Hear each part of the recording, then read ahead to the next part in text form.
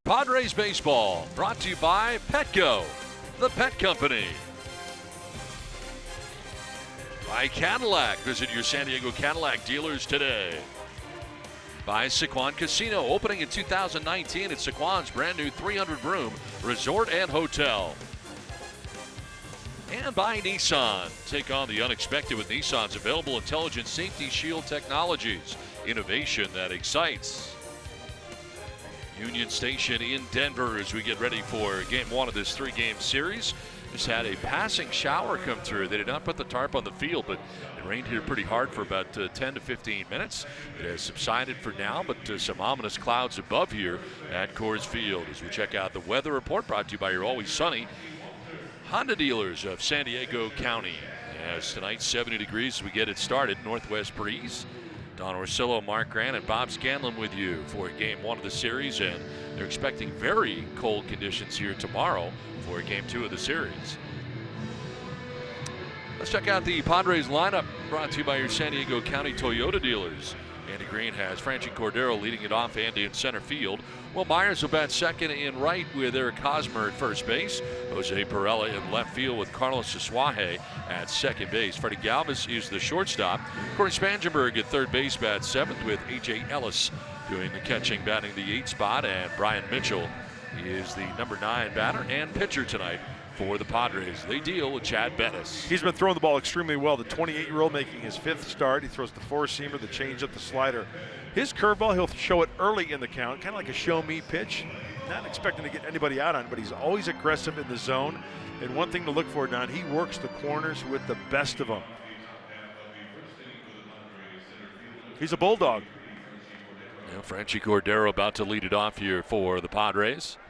Cordero in the leadoff spot tonight's game. And ready with the first pitch of the game is Chad Bettis, and we are underway. And Bettis coming in with a 3-0 record, 1.44 earned run average. Dealing with Franchi Cordero, 243 out of the gate, and he chops it foul over by the Rockies dugout. Rockies housed on the first base side here at Coors Field. Franchi with 3 homers, 7 runs batted in, and he'll take a look at a strike. That has him down 1-2.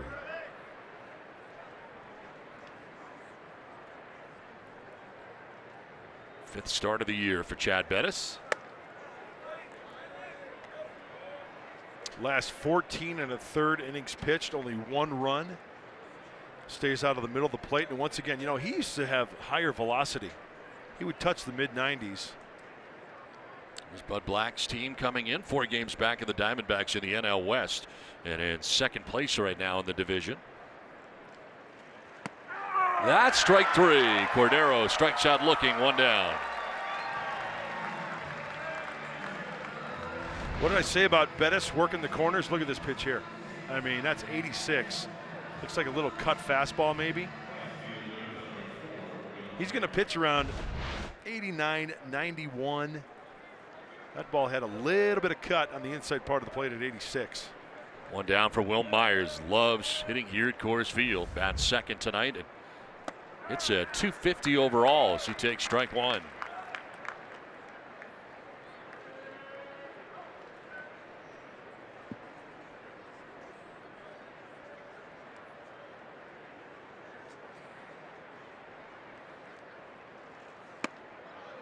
That'll just miss. 330 average here for Will. 5 doubles, 2 triples, 8 home runs, 21 RBIs in his career here. And of course had the cycle here a year ago. Swing and a miss has him down 1-2. Trying to command both sides of the plate early for Bettis. Into Cordero, into Myers. There are the numbers for him here at Coors Field. 25 previous games at .330 batting average. I think Will looks at the Padres schedule and sees Colorado and he starts to salivate. You think? No doubt.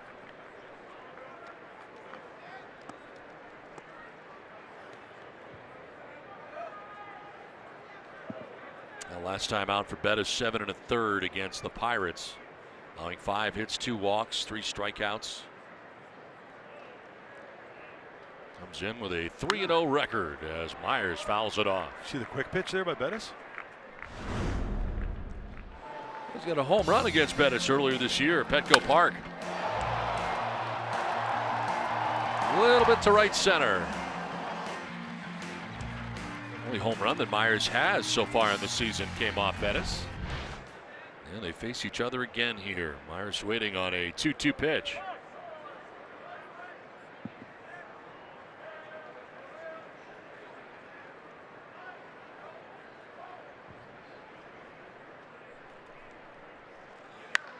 Goes the other way down the right field line, headed towards the corner. That'll be a fair ball. Rattles around down there as Dahl digs it out, but into second base goes Myers with a 1-out double. I just went with that pitch and carried it down the right field line. That'll bring a smile to Will Myers' face, and also hitting coach Matt Stairs. Looking like a little fastball down the middle of the plate, knee high, and Will does a nice job of playing pepper down that right field line for the stand-up double. So 1-out runner at second, and it brings up Eric Hosmer. The Rockies not shifting on Hosmer. They had shifted on him earlier this year. Opting not to now. They keep Trevor Story around the bag at second, and that'll miss inside for ball one.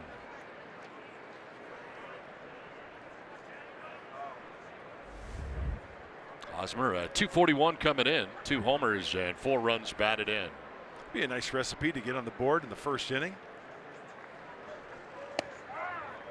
And take the strike.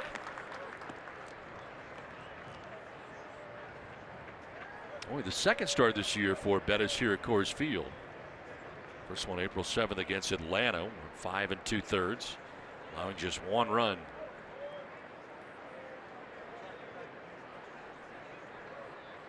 All the wins he has coming on the road. As he jumps ahead of Hosmer, 1-2.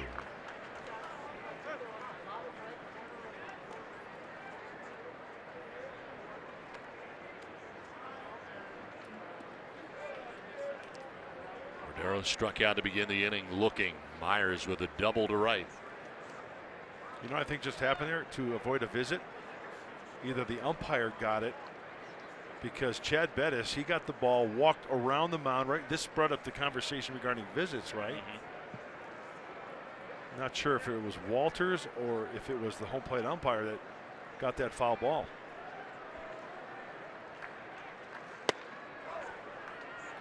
Evens up now at 2-2.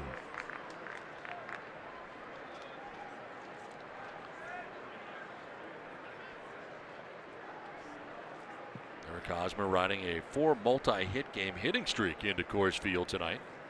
10 for his last 18 at Coors Field. That includes 2 home runs.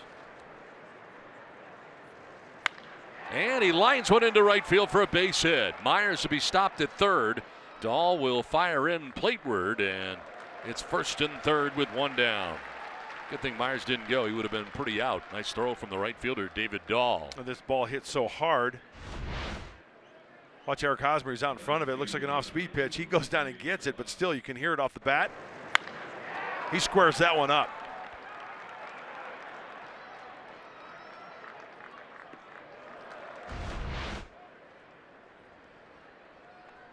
So first and third, 1 down. There's Myers at third. Hosmer across the diamond at first. And Jose Perella coming up here. Chance for the Padres to do some damage here against Chad Bettis. 253, no homers, and 10 runs batted in for Perella.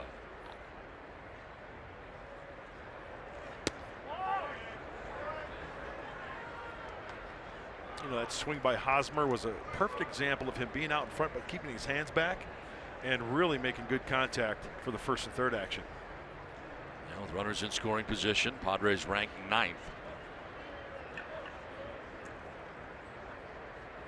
1 out here in the inning, and a foul tip at the plate evens a count of 1-1.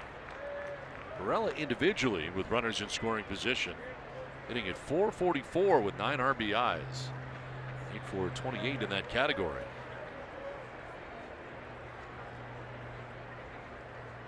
Center fielder Charlie Blackmon over towards right center for Perella to go the other way. Good size gap out in left center.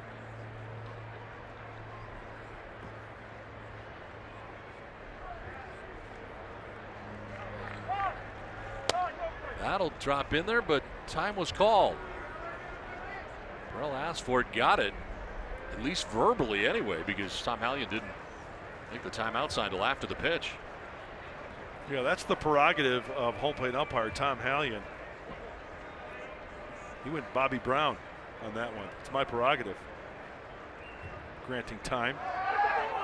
And a balk has been charged here. Here comes Myers plateward on the balk. Going to put the Padres on top 1-0. Hosmer will go to second base. So a balk for Bettis gives the Padres their first run of the night on top 1-0.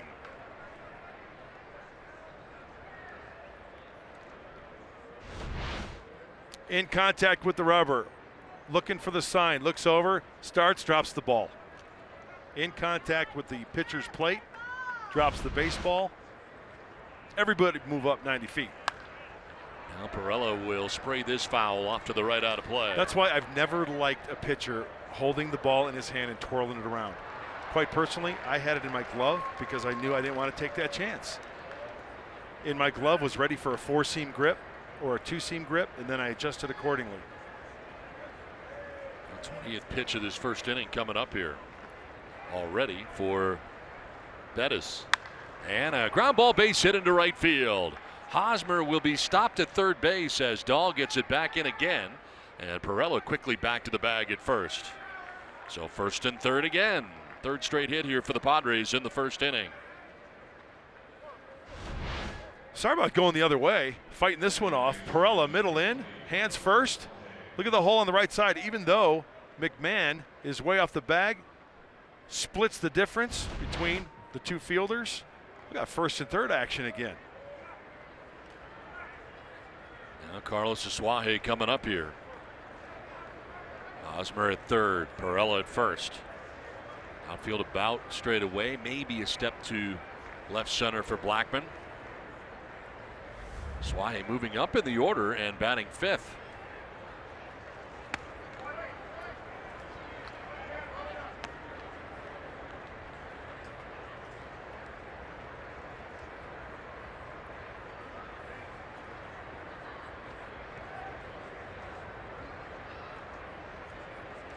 In his 24th game of 24 possible games for the Padres.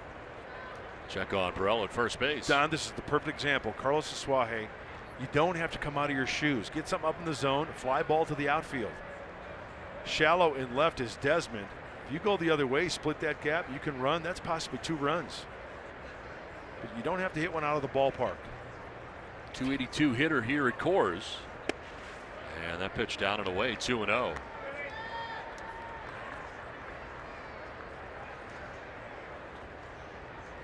Bettis trying to find his bearings here in the first inning. It's been a long one. Next pitch will be the 23rd of the inning.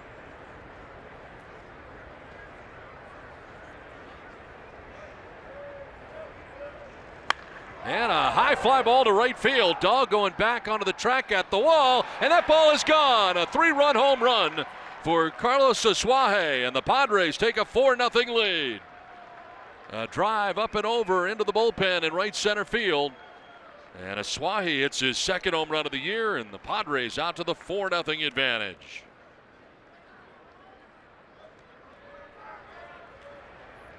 A good job of working the count into a hitter's count, 2-0 from Bettis. He's got to play something nicely. He wants it down and in, and this one on contact, up above the knees a little bit, inner third. But had that sound. So 4 runs with still only 1 out in the inning, and it brings up Freddie Galvis.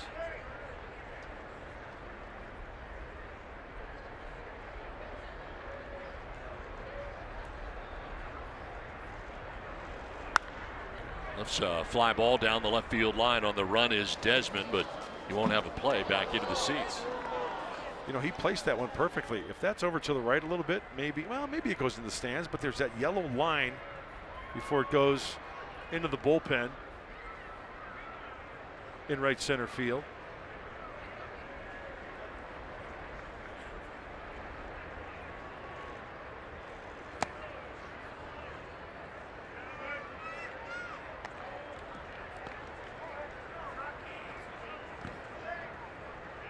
Saswahe with his second home run of the year, a 3-run shot.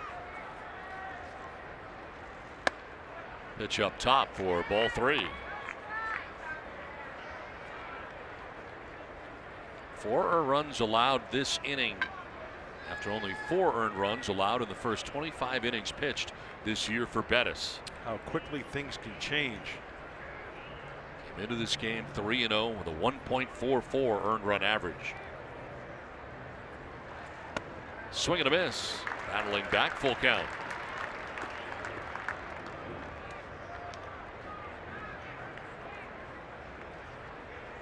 Corey Spangenberg waiting on deck. Padres have scored 4 times already. And Galvis strikes out. Second strikeout for Bettis. 2 down. Let's check out the defense, who have been running a lot in this first inning for the Colorado Rockies, and it's brought to you by your San Diego County Cadillac dealers. Yeah, Cadillac dealers. On the infield, Nolan Arenado, .976 fielding percentage. He leads NL third baseman. Trevor Story at short, LeMahieu at second, McMahon at first behind the plate, Tony Walters. In the outfield, left to right, Desmond, Blackman, Dahl for the Rockies. That is pitch 30 of the inning to Corey Spangenberg, who bats here with 2 down in the first.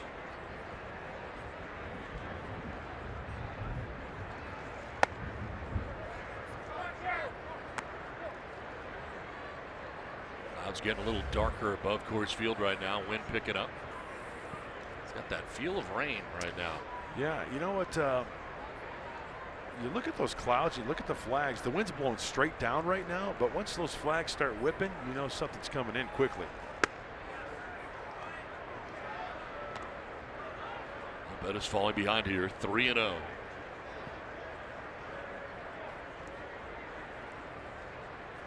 Seventh member of the Padres to bat in the inning. There's a strike, 3-1.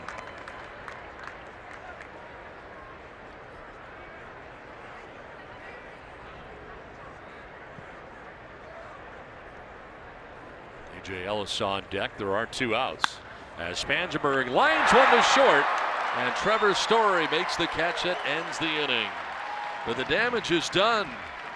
Will Myers got it started for the Padres with a double with 1 down in the first inning. Then a single for Hosmer.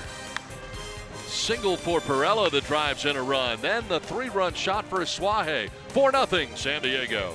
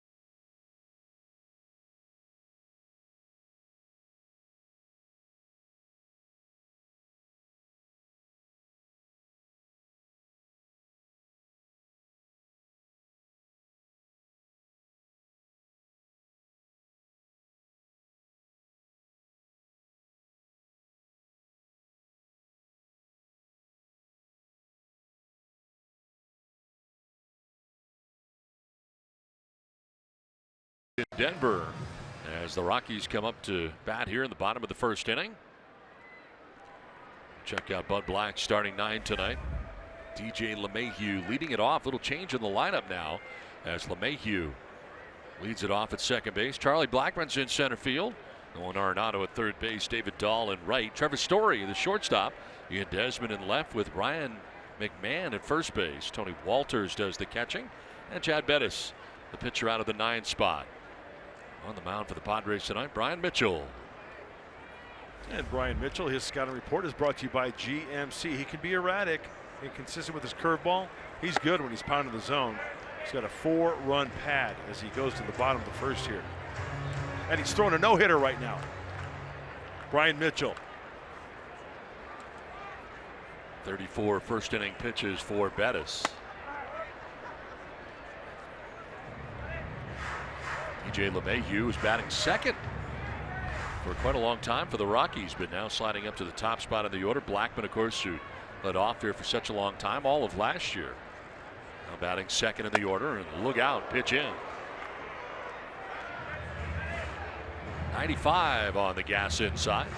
He's got movement both ways, into the righties, cutters down and away. See if he gets the feel for that curveball tonight at Coors. Foul tipped into the catcher's mitt at 95. It's where the fastball's been. Just can he control it is the question. Running into walk troubles. Walked 6 Houston Astros back on the 7th of April. 5 walks in the next outing against the Giants. Ooh. You know, he goes from the third base side of that pitcher's plate. He's got to get that control down and away to the righties. Sometimes that ball can leak out just a little bit too soon, and like we just saw, up and in to DJ LeMahieu. Can't start off an inning with a walk after putting up a 4 spot.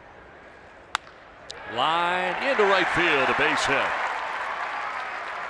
DJ LeMahieu, the single here in the bottom of the first inning. Defense for the Padres brought to you by your San Diego County Ford dealers. Behind Brian Mitchell. In the infield, Corey Spangenberg is at third base. Shortstop Freddie Galvis. Carlos Asuaje at second. First baseman, Gold Glover Eric Hosmer behind the plate. A.J. Ellis in the outfield. Jose Perella left. Franchi Cordero in center, and Will Myers in right.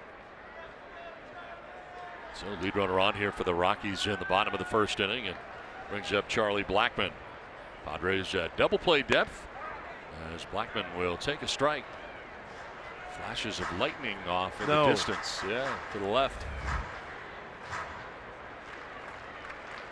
304, 8 homers, 15 runs batted in for Charlie Blackman.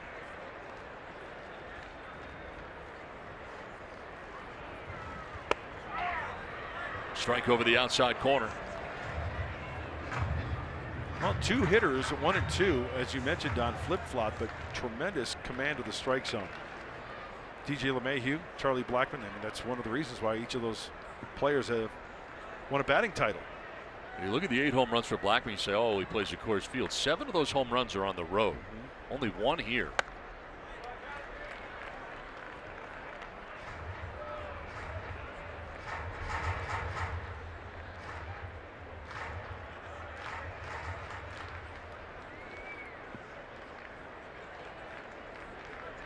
The second time Blackman has batted second this year.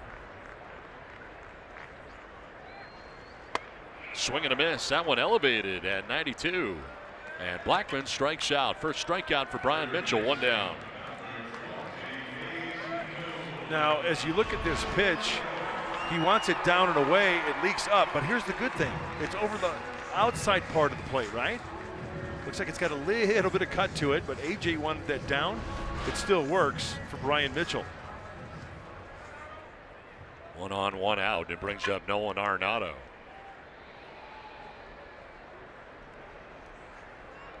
Well, last we saw him, he was being thrown at and charging the mound here at Coors Field in that getaway day game here.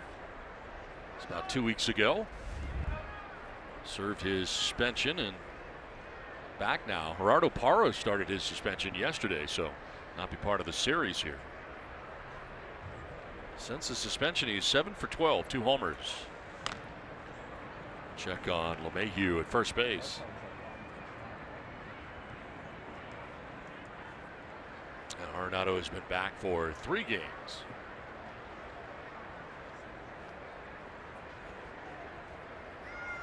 Overall, 344 on the year. There goes the runner at first. Pitch is a strike, and the throw is off the mark and into center field. So LeMahieu just keep on going. He'll take third. He stole a base and an error charged to the catcher, A.J. Ellis, on the throw. Arenado taking all the way. Their hitters up at the plate, when they look, they can see out of the corner of their eye. I mean, that's a straight take all the way. A.J. Ellis just kind of hangs on into a little bit to the shortstop side, a little bit too long, and A.J. upset with himself there. Time to regroup, try to hold that runner at third base.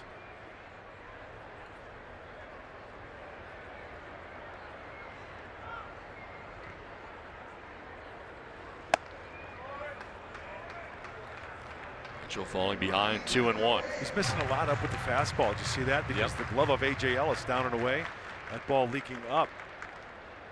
I mean, the ideal situation here, one out runner on third, you'd like the punch out. And we know that Arenado will swing at pitches out of the zone. In the air to deep left field. Back goes Pirelli, turns around, and that ball is gone. Line drive home run for Nolan Arenado, his 4th of the year. And back come the Rockies. A 2-run shot makes it 4-2 Padres.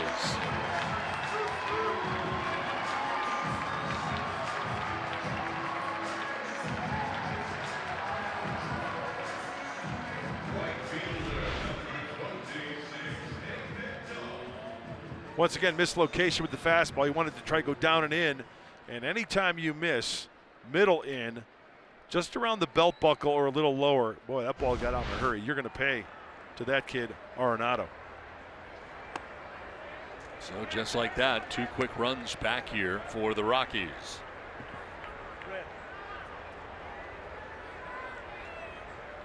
David Dahl, 1 for 4 so far in the big leagues. He takes a strike.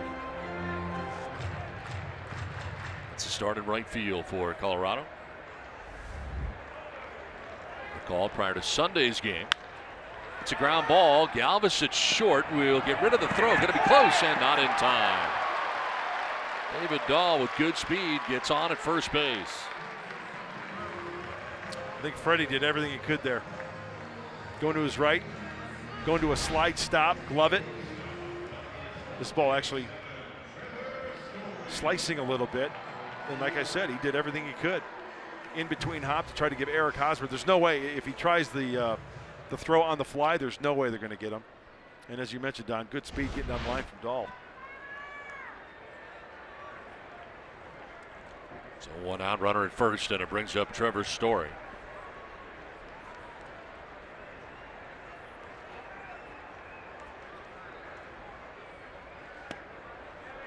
Story at 244 coming in. 4 homers, 12 runs batted in.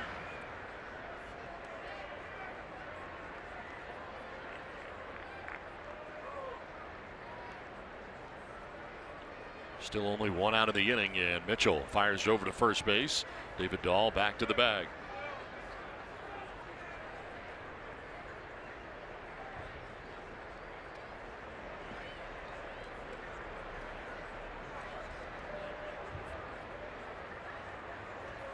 Runner goes, and the pitch swung on and fouled off to the right, out of play. Dahl got a pretty good jump over there at first base, but fouled off by Story. You know, I know we preach about first pitch strikes all the time. 1 for 5 for Brian Mitchell. It's a lightning here.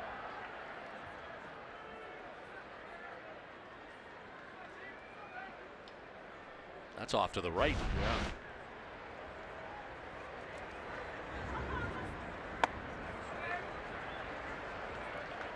Thunder and lightning kind of all around us here at the ballpark right now. But we got thunder, we got lightning. The way you love me, it's frightening. We're knock on wood that we get this game in. Go to first, and back is Dahl.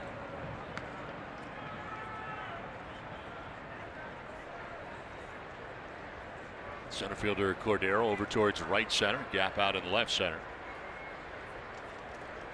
Plan for Story to go the other way. throw over, and Dahl back to the bag, having a dive back.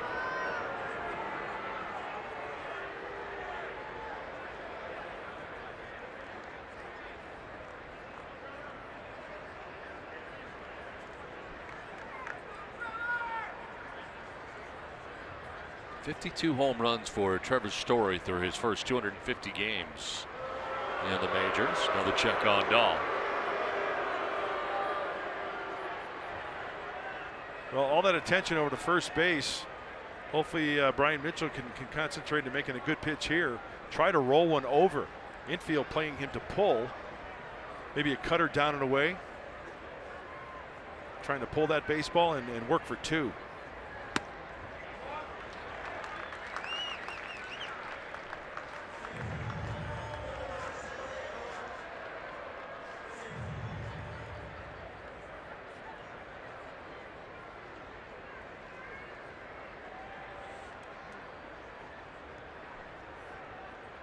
Mitchell falling behind here, 3-1. And a high drive to deep left field. Trevor Story takes it out of the yard and then some. A two-run blast that ties the game at 4. Two-run home runs in the first inning. And the 4-run Padres lead is gone.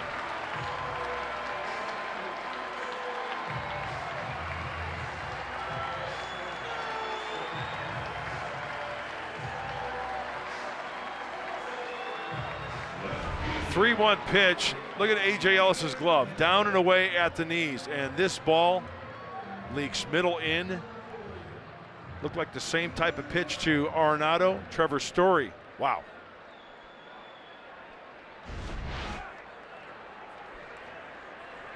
Four to 4. Still one out in the inning. Ian Desmond fouls it back, and it gets a piece of open umpire Tom Hallion.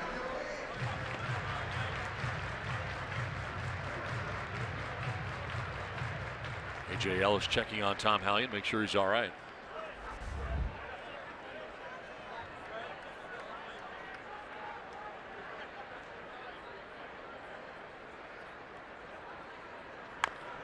Rolled down the third base line. Spangenberg throws on the run and in time. Nice play. Not hit hard. Spangenberg is pretty deep at third base. So 2 down here in the inning. And let's take a look at the keys to the game, brought to you by your San Diego Honda dealers. Well, it's essentially 0-0. 4-4 here in the first, so be better than Bettis. Mitchell scales greater heights. Okay, now my point there was scaling, right? Like you scale them out. You don't necessarily have to get to the top, but hey, get up there far enough to where you can cover some ground and hopefully your offense can pick you up. We got ourselves a brand new ball game here. Ryan McMahon, 7th member of the Rockies to bat here in the first inning. That's the 25th pitch for Brian Mitchell. On the other side, Chad Bettis threw 34 first inning pitches. I think a little bit higher than base camp. You got to go maybe 2 stops above base camp because that's where everybody gathers. And then you scale up the mountain.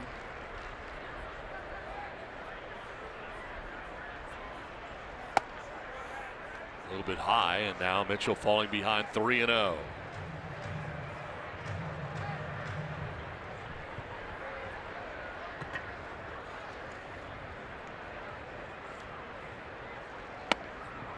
Ball 4. Down to first base goes McMahon.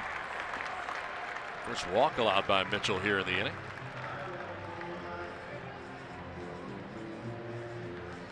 A.J. Ellis headed out there to talk to him as Tony Walters coming up here. Darren Balsley on the phone. Looks like going to get some action in the pen. See who is first up out there for Darren Balsley. Was very inconsistent with the release point, therefore not hitting his spots. And these Rockies hitters have made him pay, particularly Arenado, and we just saw Story.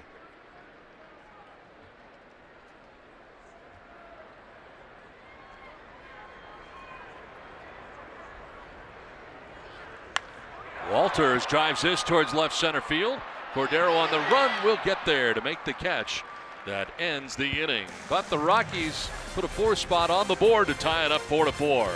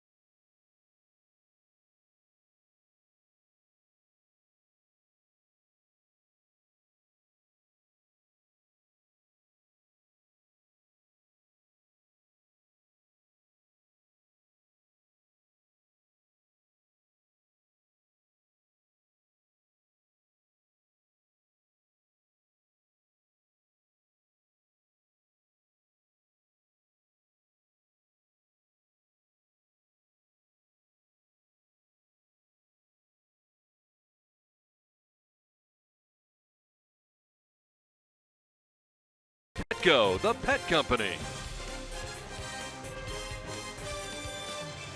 A wild one so far here from Coors Field in Denver tonight, tied 4-4 after 1 inning. Two two-run home runs for the Rockies in the bottom of the first inning. Rain falling here now at Coors Field as we start the second inning. Seeing thunder and lightning all over the area, and they have asked the fans in the upper deck to move from the upper deck. As the rain starts to fall here, they made a public address announcement in between innings.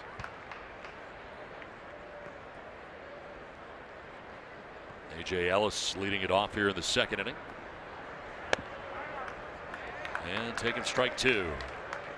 Ellis, Mitchell, and Cordero scheduled to bat in the inning. Not much of a cell around us right now, just little cells of rain. Ellis strikes out to open up the second inning. Third K for Bettis.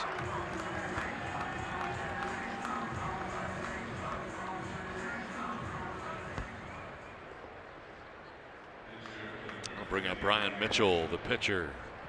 Had to throw 29 pitches in that first inning and did give up the 4 runs. So you're saying this is a passing shower?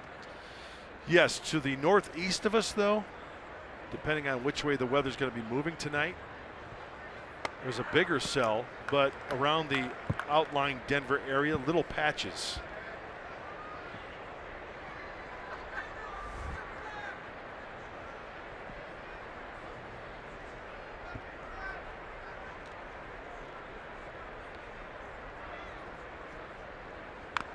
Mitchell rolls it over foul. Finds himself down here 0-2. 1 for 3 at the plate coming into this at bat so far.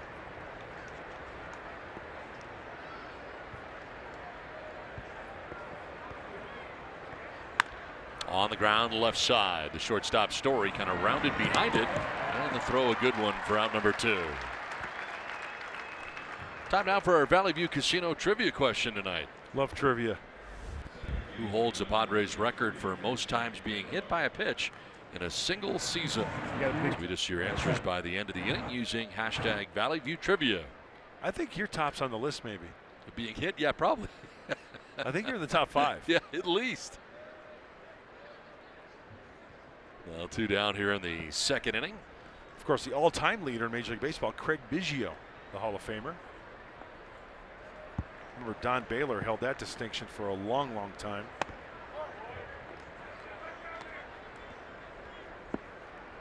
Richie Cordero generally hits the ball hard when he makes contact. Batted balls hit 115 miles per hour or more. Well, that one off the scoreboard for him at Chase Field was 116 plus, correct? Mm-hmm.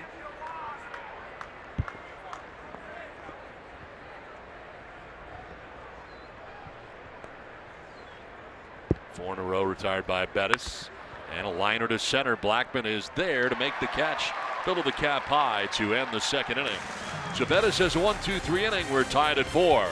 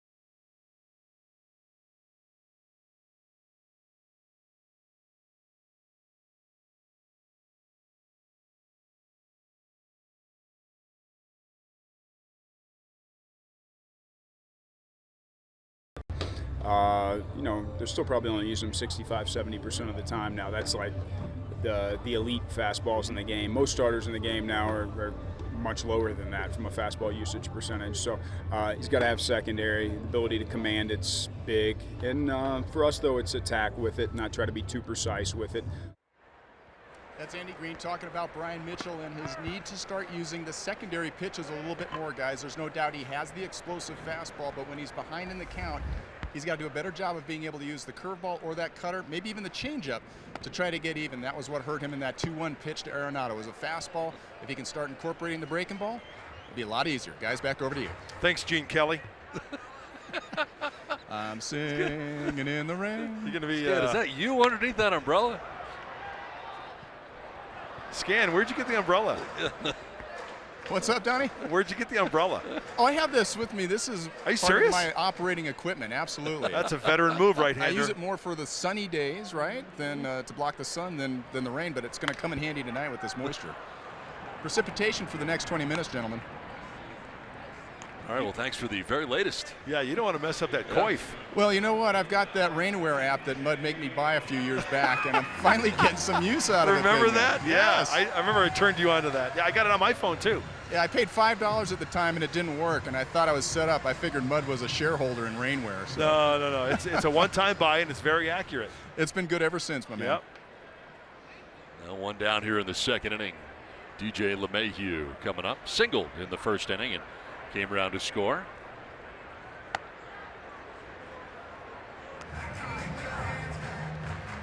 Rain still falling here.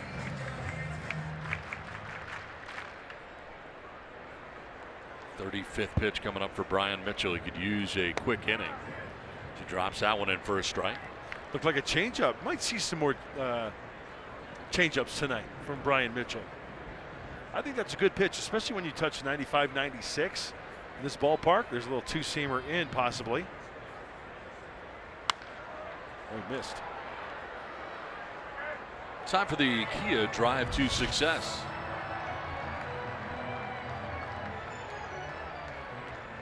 NL leaders most hits, DJ LeMahieu at 27. Tied with Dansby Swanson. As Drupal Cabrera with 28 so far. Already a hit tonight for LeMahieu. Single to right field in the first. And that one fooled him. Breaking ball.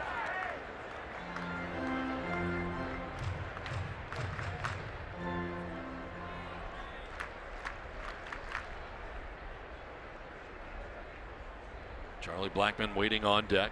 One out here in the second. It'll skip in. Can I editorialize a little bit? Sure. Regarding pitching. This is just me. It's just a personal thing. And it has nothing to do with who's out on the mound. I see more and more guys these days going from like the side saddle set up from the windup. And once again. Short, Galvis plays it on the backhand. Throw is low, but dug out by Hosmer. 2 down. What works for you works for you. But, you know, throwing in the mid-90s, upper 90s, I like the old shoot, rock, fire, hands over the head, getting that body momentum going forward. Because you want to utilize your legs, your body, your whole body. And it seems like sometimes, can you imagine if a guy, if he utilizes his whole body, just to get, how much more might save the arm as well? You know what I'm saying? It's like back in the old days, like Nolan Ryan. I love that delivery. Tom Seaver, I love that delivery. Over the head, get that momentum going. You know, it's just a personal thing from me. Rich Gossage. You know, here's a guy, you know, he threw from the windup. He got that body going, and he would coil up and bam, coming right at you. And once again, what works for you is great. If it works for you, perfect. Swing and a miss here for Blackmon. The rain has intensified.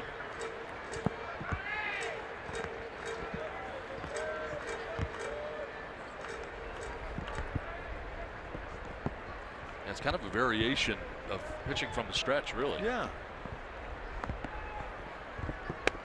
Nice. Strike 3 call. Blackmon strikes out for the second time tonight. Brian Mitchell is a 1-2-3 second, tied at 4.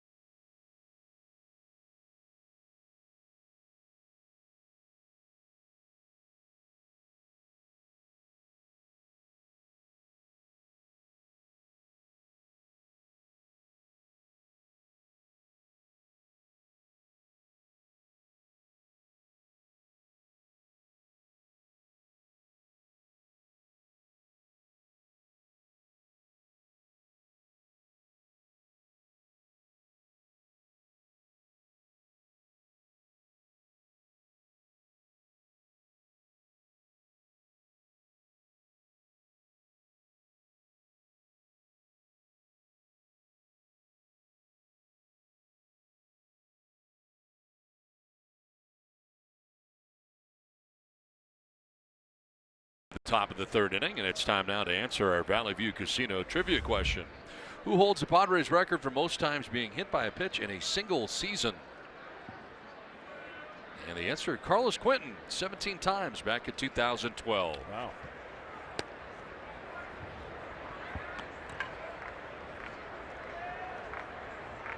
Will Myers leading it off here in the third inning.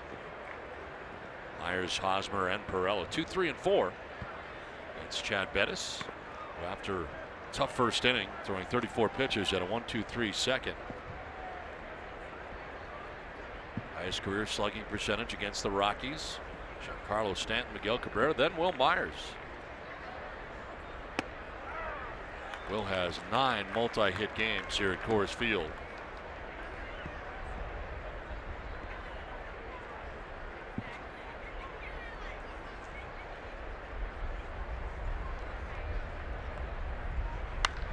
Fly ball headed towards right field. Back goes Dahl.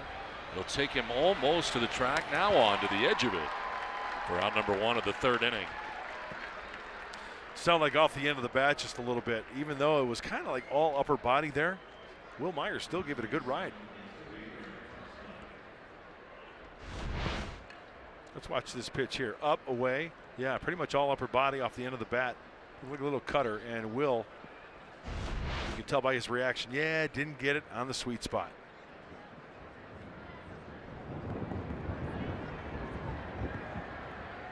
There's some thunder for you.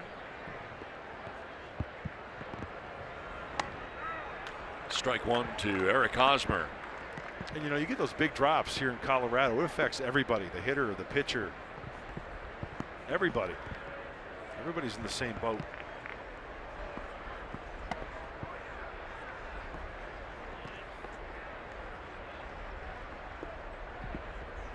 They shift on Hosmer now with nobody on. They didn't shift first time he was up. Ed Myers at second base last time he was up. Would you rather pitch in rain or snow? I would say rain. What would you say? I, quite frankly, You like the snow? never had a problem pitching when it was cold, because you're always moving as a pitcher and you probably the warmest guy out on the field. Yeah. Can't say I've ever pitched in snow. Pitched in 30-degree weather. There's a chance for snow here tomorrow. Pitching in rain, not fun. Look at where the hits go for Hosmer. A lot going the other way, opposite field. That's the way the outfield is aligned. There's ball 4. Breaks up a string of 6 in a row retired by Chad Bettis. That's why you see a lot of pitchers try to pound Eric Hosmer inside, right? And judging by all those hits, 10 going the other way, he'll fight them off to left field for singles or extra base hits. 1 out, 1 on, and Jose Perella coming up. Padres left fielder single to left field, first time up. See the alignment there in the outfield for him to go the other way. 7 games against the Rockies, hitting at .379.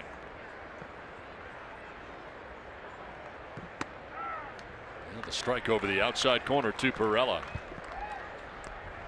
3 strikeouts so far in the night for Chad Bettis.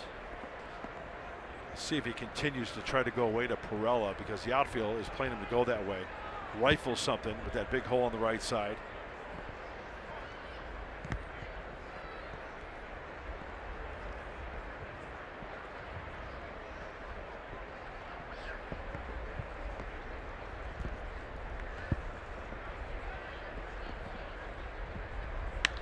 Line to left for Perella, and that's in for a base hit.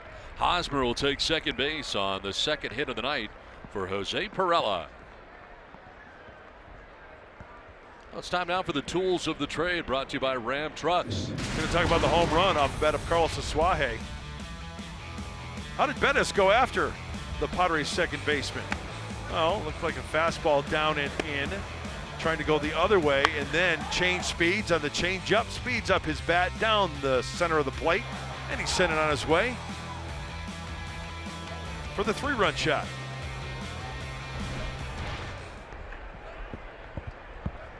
Two on, 1 away, and a Suaje.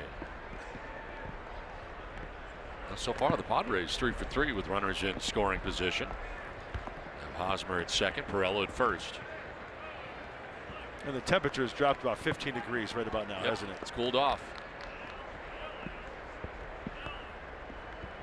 See the helmet of Carlos Asuaje getting drenched from the big raindrops.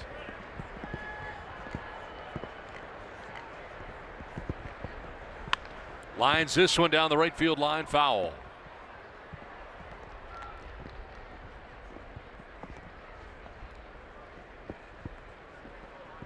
I wonder if Bob Scanlon has found shelter or if he still has the umbrella. I think I see him down there.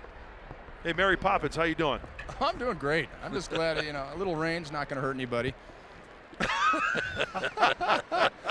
I'm getting heckled by the fans over here, too. Really? Oh, tough crowd tonight, yeah. What are they saying? Oh, they're not happy about the rain and then me standing up talking to you guys. Oh, okay. It's all good. You are kind of blocking their view. If I get in a fight, Mud, you got my back, right? I got your back. Okay. And Fox has my bail, so we're all good. Mud, you never pitched in snow? You never pitched in Scranton Wilkesburg, did you? I can't recall. I'll take snow over rain anytime, my man. Yeah, and that's where I would lean to, Scan, is because, obviously the water is going to be heavier than the flakes, and you're going to feel it on your arm, you're going to feel it on your hat, it seems like it would be somewhat of a more of a distraction than the soft flakes. Well, pitching in this stuff, it was tough for me to get a grip on the ball, find a nice dry spot when you're soaked out there. Good for the sinker, though. Strike 3 to Asuaje. He didn't like it at all. Fourth strikeout for Bettis, 2 down in the inning. Chad Bettis may have gotten a call here. Let's check it out. Yeah, that's too close to take, though. That's 90 off the plate a little bit.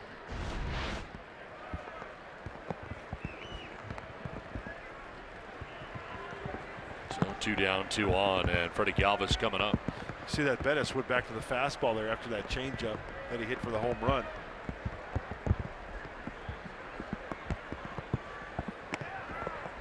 Drops in there for a strike to Freddie Galvis, strikeout victim in the first inning. Raining a lot harder now.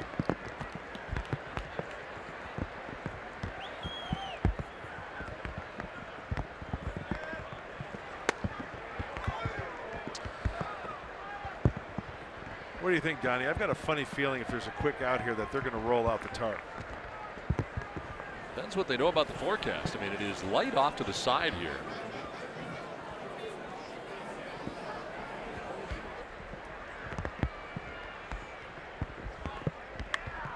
Popped up foul off to the left out of play, and it's 1-2. Thought you had that app on your phone. What's going on here? Yeah. 20th pitch coming up here, the inning for Bettis. It says rain ending in 13 minutes. Okay. Can these guys wait 13 minutes for it to go If away? it comes down like this, I don't know. That looks like it would maybe start standing on the infield if it remained like this for 13 minutes.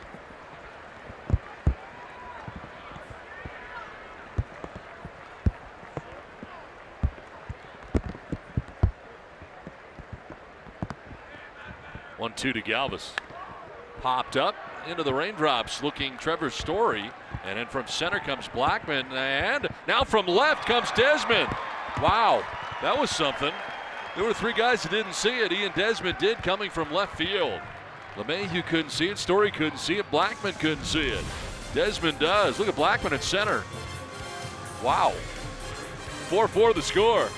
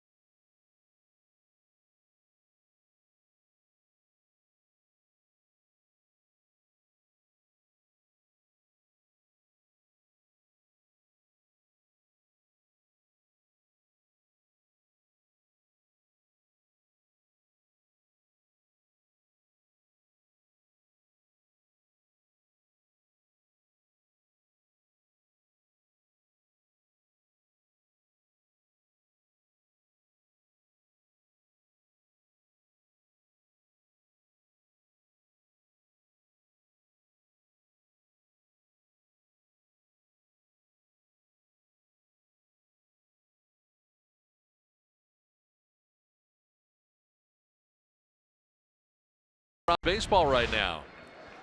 Javier Baez was just here with the Cubs in Denver over the weekend. Last 10 games, 378. Mike Trout, 9 home runs, leading Major League Baseball in the last 9 games. Been on fire. Brian Dozier of the Twins, 23-game hitting streak. And Manny Machado with a 10-game hitting streak. Nolan Arenado leading it off here in the bottom of the 3rd inning. Mike Trout, best player in the game right now. I would say so. He's so good.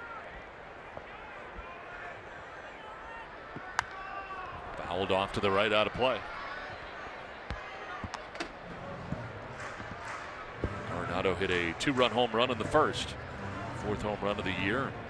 Most home runs against the Padres by active players. Got 21 now in his career. Andre Ethier with 23. His former teammate Mark Reynolds with 21. There's a fly ball to left field. Perella coming in, doesn't see it. Now he does. And gets over towards the line to make the catch. Initially throwing his arms in the air as if to say, I don't see it. He's able to locate it and makes the grab on Arenado for the first out of the 3rd inning. And it's so understandable why, because they rub up those baseballs with that mud, and it takes the shine off the baseball and it darkens them up a little bit. It's kind of a light sky right now too. Yeah. It's kind of twilight here. It's raining. I mean, you got a lot of issues. But last inning, it was a lot of issues for the Rockies. That was unbelievable. Imagine looking up into the sky at a high fly ball with the raindrops. Freddie Galvis there to make the catch on David Dahl. And there are 2 outs here in the 3rd inning.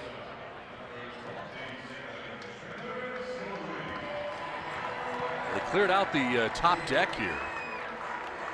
Asked the fans to move from the top deck because of the lightning was going on. Our camera people are up there braving the elements. Working hard. Appreciate it very much. They have moved the fans off the top deck. They had lots of lightning bolts in the area. Now just raining for the moment. Looks like it is starting to let up a little bit. 2 down for Trevor Story.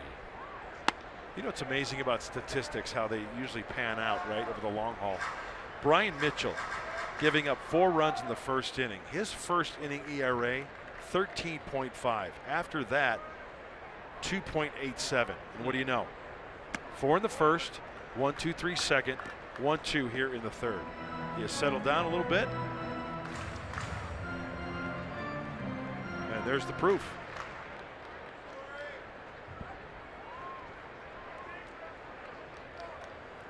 His 50th pitch of his outing. And a fly ball foul headed down the right field line, out of play. Well, Trevor Story tied the game with his 2-run shot. 464 feet beyond the bleachers onto the concourse. His 5th home run of the year tied the game 4-4. Both teams scoring 4 times in the 1st inning. That one goes to the backstop on the fly. Breaking ball.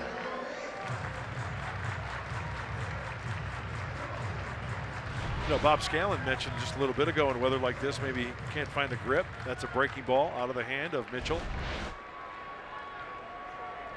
He goes to the rosin bag a lot, Brian does. Yes, almost he does. after every pitch.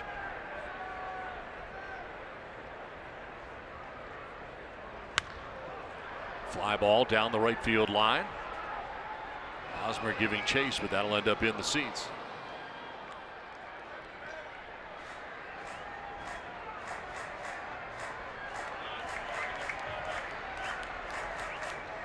Six in a row retired by Mitchell right now. With 2 down in the 3rd inning.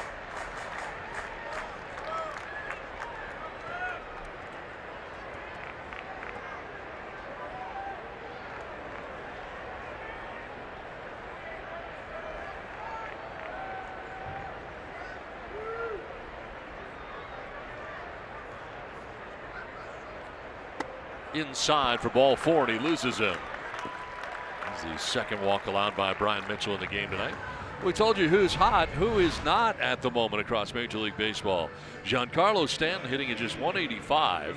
He has 4 home runs, but has struck out 32 times. Yasiel Puig at just 213 on the year. Matt Harvey move from the rotation to the bullpen after an 0-2 start with a 7.88 ERA. And Yu Darvish in 4 starts, 0-2. With a 6.86 earned run average for the Cubs. You know, you look at each of those players, and pretty much through time, you think that as the summer heats up, they will heat up as well. Regarding Matt Harvey, here's a case where, like a Jordan Lyles almost, right? You go to the bullpen, maybe an inning here, an inning there, maybe once in a while could be very, very effective. But then you never know, find his way back into the rotation. It's got to be pretty hard, though, for a guy who is that successful as a starter at one point. Very hard. Hey, it hurts the ego, I'll tell you that. But, you know, what type of guy are you? How are you going to take it? Are you going to grasp the situation and run with it, make the most of it? Runner goes, pitch gets away from A.J. Ellis. Stolen base for Trevor Story, no further advance.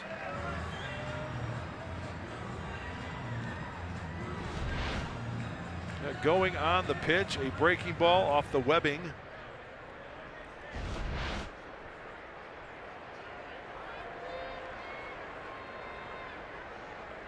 Couldn't really tell if that ball hit the ground first or if it was off the glove. He was going anyway.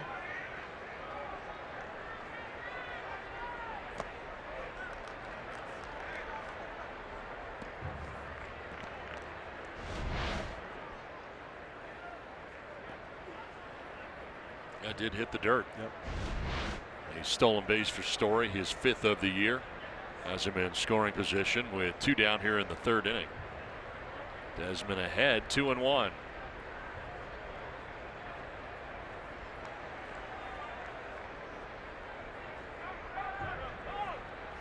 Mitchell backs off as cheating in. Second base was Aswahe.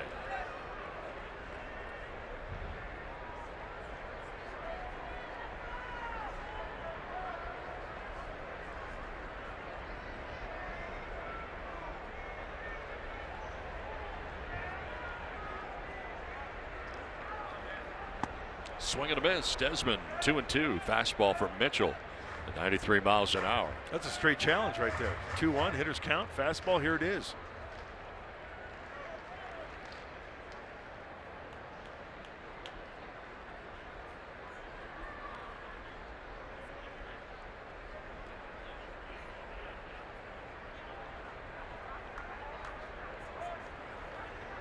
Mitchell taking a long time, and Desmond asking for time. Got it from Tom Hallion. Now back in the box.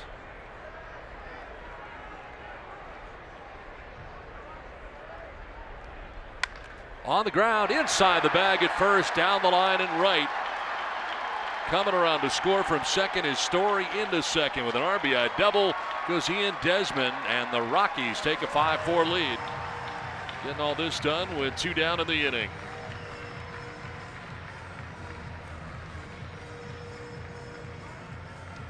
Take a look at that swing. See what his intent was there? That's fighting off a 2-seamer. Looks like up in the zone, getting on top of it enough so it's not hit in the air, and just muscling that ball down the first base line. Trading places with Trevor Story. So Desmond at second base now. Ryan McMahon walked his first time up in the 1st inning.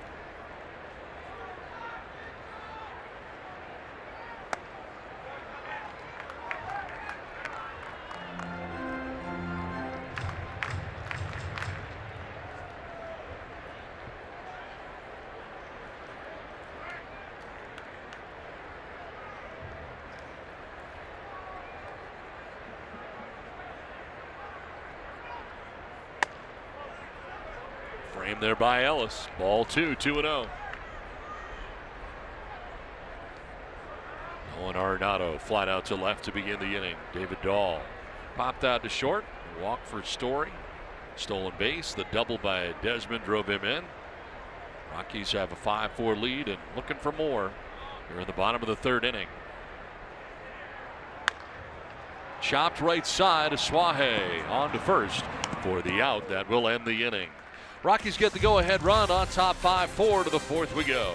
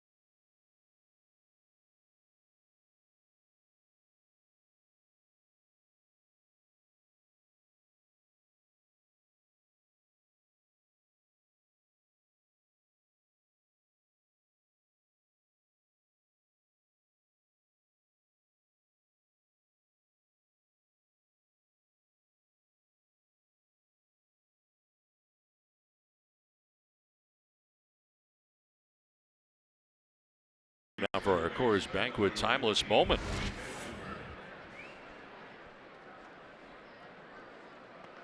Timeless moment on April the 23rd on this date in 2008. Phillies pinch hitter Matt Stairs breaks up a no-hitter with a one-out solo home run in the 8th inning in a 7-1 loss to the Milwaukee Brewers. Of course, now the hitting coach for the San Diego Padres. And Matt Stairs with a very good major league career, 19-year career in the big leagues. Very good career. Threat when he came up to the plate. Put a charge in one. Boy, that one off of Gagne, was it? Dodger Stadium in the playoffs? Yep. That's one I'll never forget. Working tirelessly in the cages and getting these guys prepared best he can.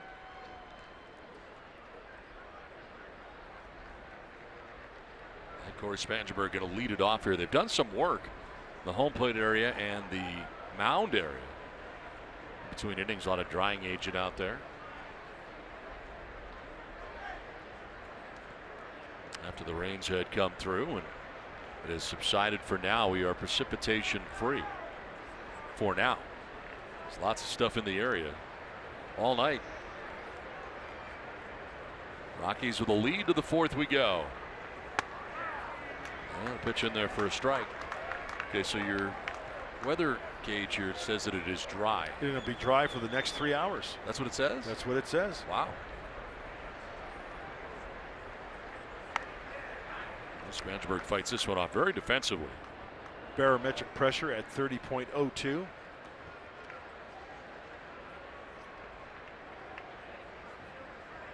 .68 degrees here at Coors Field. It's comfortable.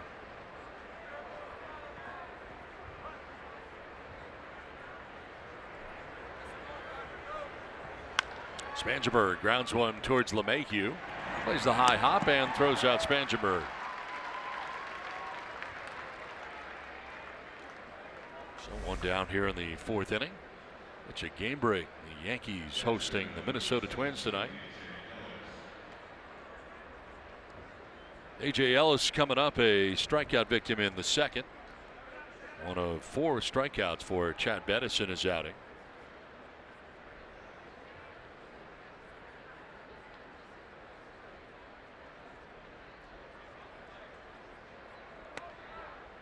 Ellis will take strike 1.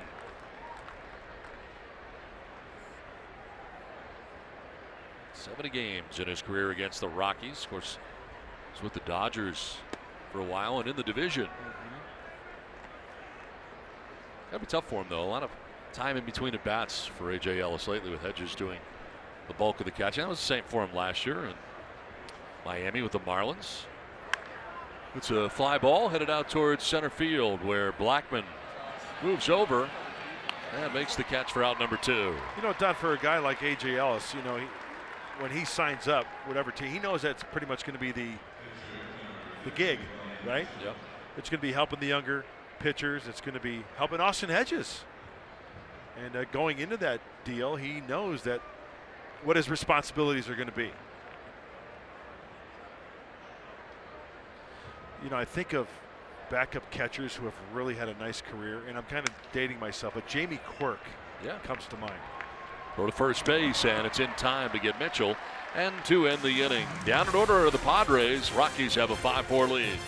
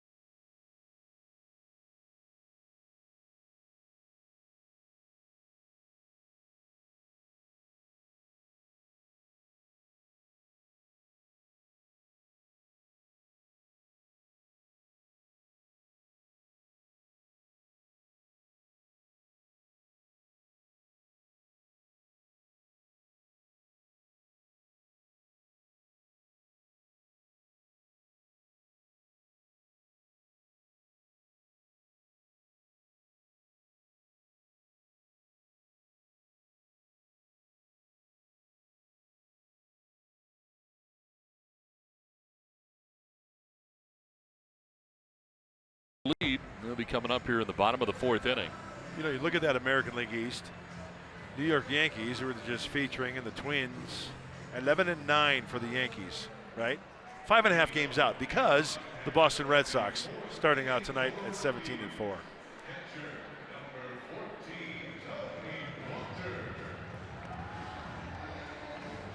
Boston off tonight, begin a series north of the border and in Toronto.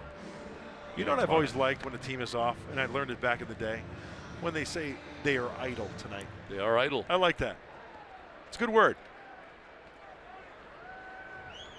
On to the bottom of the 4th, and Tony Walters coming up. Flight out to center field in the first, 0 for 1.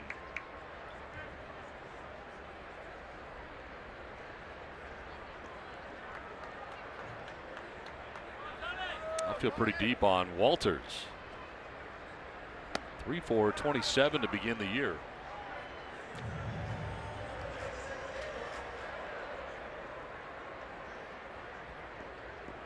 Bettis, the pitcher, due next, and the top of the order. DJ LeMahieu expected in the inning. Everybody gets on. Chance for Charlie Blackmon.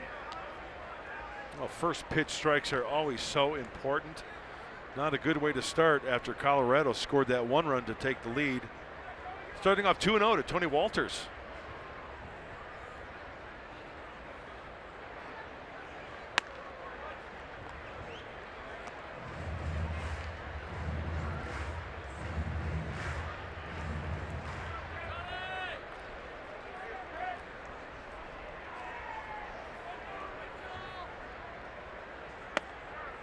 There's a strike, 3-1.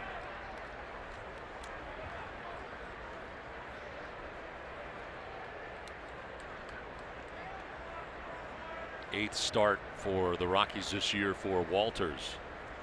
There are 24 games. The grounder right side, Asuaje from the outfield grass, spins and fires. Nice play by Asuaje. Watch every out-of-market regular season game live or on demand at home, in the office, or on the go with MLB.tv. Your subscription includes MLB at Bat Premium, allowing you to watch live baseball on your favorite supported devices.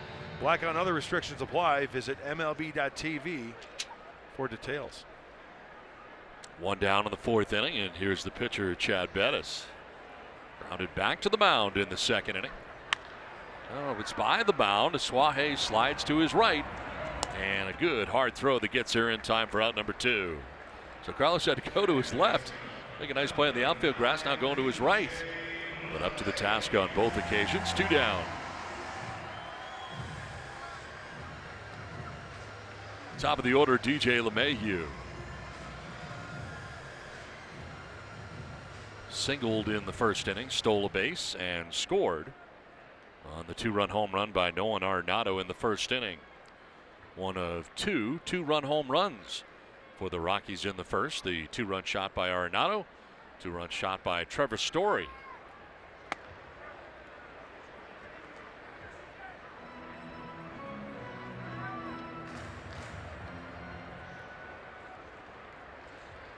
Charlie Blackmon waiting on deck, but there are 2 outs in the inning.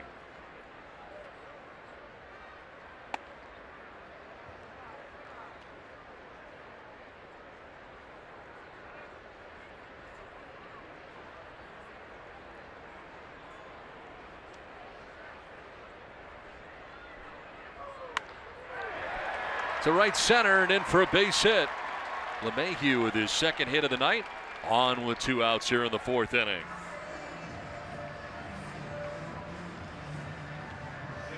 That's how the Rockies got their run last inning after there were 2 outs. A walk to Story, this time a single for LeMahieu. And did you see the way the defense was playing? We've seen that before, right? He was lined up perfectly in center field. Franchi Cordero, the thing was, he just hit a line drive in front of Franchi, but that's the direction that DJ LeMahieu hits the baseball.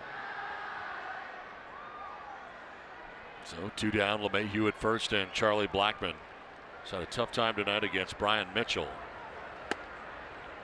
Struck out swinging in the 1st inning, struck out looking in the 2nd inning.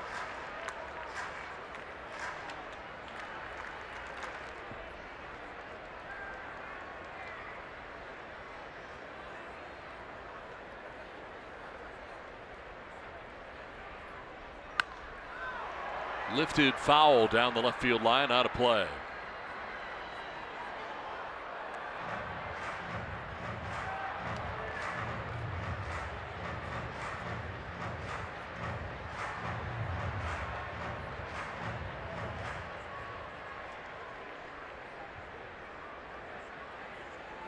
And Mitchell with only 2 Ks in the game, and it was Blackman twice. There's walk 2. Throw to first, and that one almost handcuffed Hosmer.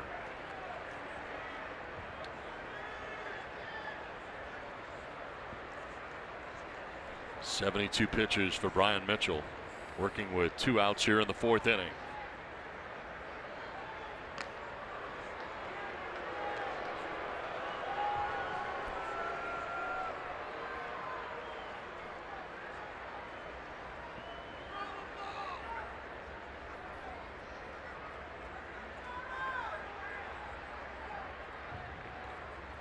Swing and a miss, kind of buried that one down and in. That's a doozy of a pitch. You get ahead 1-2.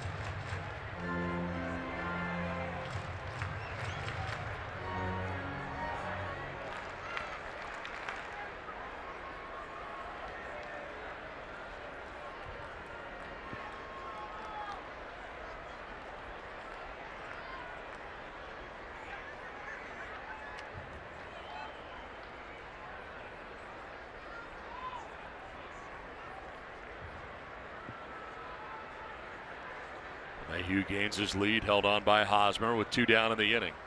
There goes LeMahieu. The pitch, a ball, throw down is going to be close, and he is out at second base.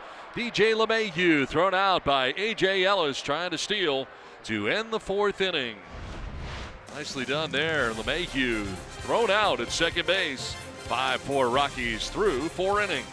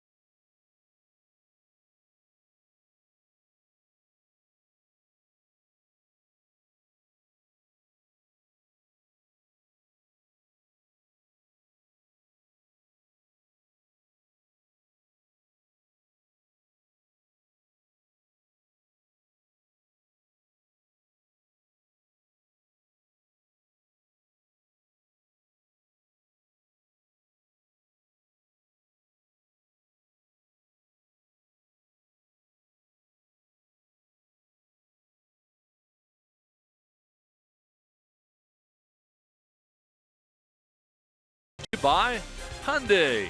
Get a great deal, more than a great deal, on an all-new Hyundai vehicle. See your Hyundai dealer today. By Petco, the pet company. And by Tough Turtle Turf, a full landscape design company.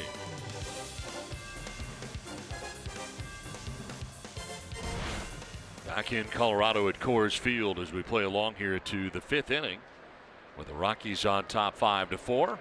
Wild first inning that saw the Padres score 4 and the Rockies score 4. Then they pushed across the go-ahead run, did the Rockies in the 3rd inning. Frenchie Cordero leads off here in the 5th and takes strike 1. Cordero has struck out looking and lined out to center.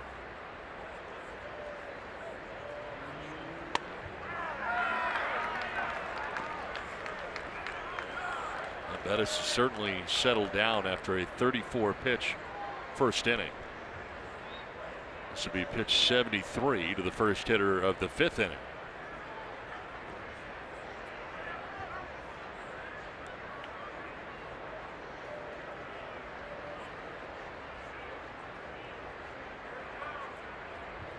Bettis coming in 3-0 on the year. Crank foul down the left field line, out of play. Bettis individually at 1.44 ERA coming in to his 5th start of the season. He's had some quick innings too. A 7-pitch 4th inning for him. 1, 2, 3 inning, and right now in a stretch in which he has retired 5 in a row. Yeah, 1 for 6 and first pitch strikes in the first inning since then. 7 for 10. So getting ahead, then being able to expand the strike zone with the breaking stuff, or stick with the fastball, while placing the fastball for Chad Bettis. Swing and a miss, and Cordero strikes out. 6 in a row, retired by Bettis. Let's check back in with Bob Scanlon. It's time for our Arco top tier plays of the game. Let's go back to the top of the first inning with 2 strikes. Will Myers got it going with a fastball opposite field for a double. Eric Hosmer hit the breaking ball. Another fastball inside hit opposite field by Barella. Then it was Carlos Asuaje. The 2-0 changeup jumped on it for the bomb. 4 runs across. Nice 2-strike approach by the boys to set the table for Carlos Asuaje, guys. All right, Scan, thanks very much. 1 down here in the 5th inning, and here is Myers. Lifts it foul up towards the upper deck and into it off to our right.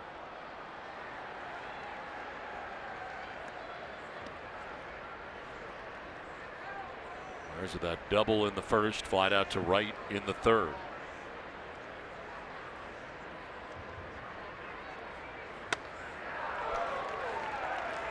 That was the launch swing for Will Myers.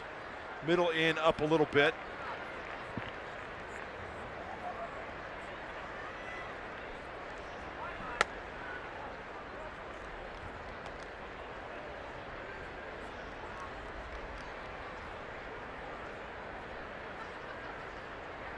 Myers now, Hosmer next. Padres batting here in the 5th, trailing by a run.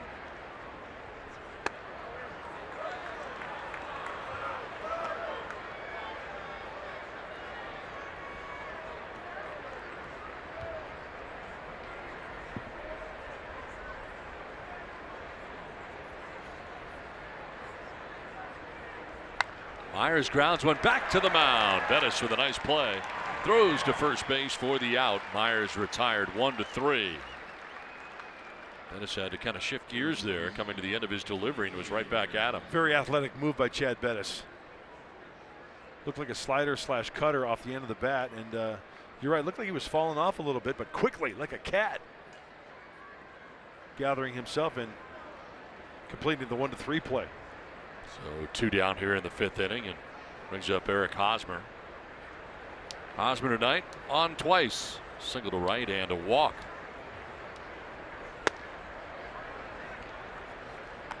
Most wins in any season for Bettis. Going to go back to 2016, a 14-game winner. 32 starts, was 14-8 for the Rockies.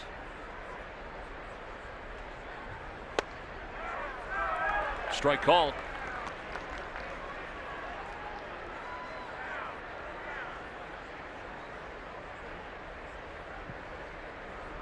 Bettis, 28 years old, from Lubbock, Texas. Quick pitch. Did you see that? He will vary his leg kicks. Chad Bettis. He will go with the high leg kick, and then sometimes he'll just pivot and go. Watch his leg kick here. See? Turn and burn.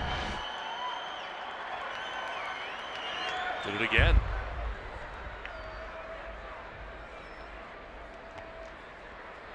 Not the quality pitch you really want to get out of that, though. No. That one hit the other batter's box, it looked like.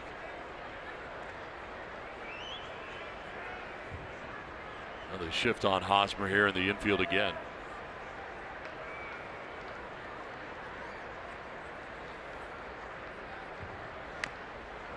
Fouled off again.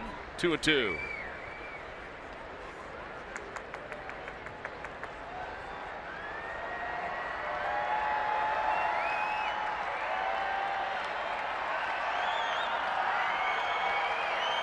Bettis, of course, returning to the rotation last year after battling cancer.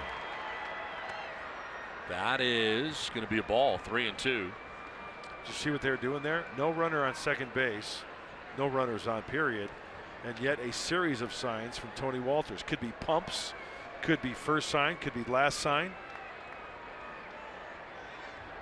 Okay, one away, nope. One in.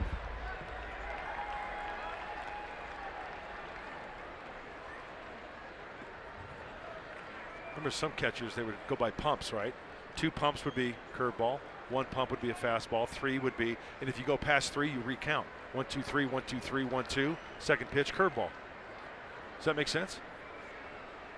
This one fouled off to the left, out of play. 1's a fastball, 2's a curve, 3's a changeup, right? Yep. Whatever. And we're going by pumps. 1 pump fastball, 2 pumps curveball, 3 pumps changeup. So if I go 1 pump, 2, 3, 4, 5, 6, that's 3 on the second set of signs. Gotcha. So that would be a changeup.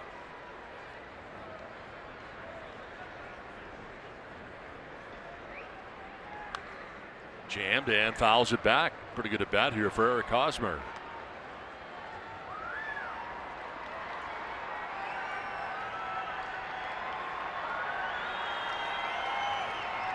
Tenth pitch of the at bat coming up.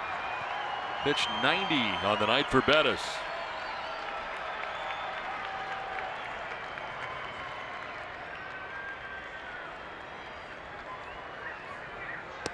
And it's ball 4. What a battle put on by Hosmer right there. Third time he has been on tonight. For the first time ever, the NFL Draft is live on Fox. Join Troy Aikman and Joel Klatt in Dallas for all the big picks. It's April 26th and 27th live on Fox and NFL Network. A 2-out base runner here for the Padres, and Eric Hosmer representing the tying run at first base, and it brings up Jose Perella. 2 for 2 on the night. This is what we were talking about in our pregame show. Pitchers going the third time around. The average is going up, and for the Padres, the number 4 hitter, to try to do some damage down by 1 run.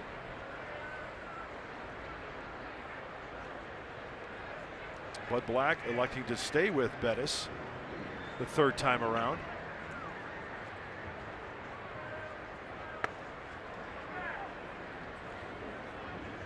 Ball and a strike to Jose Perella.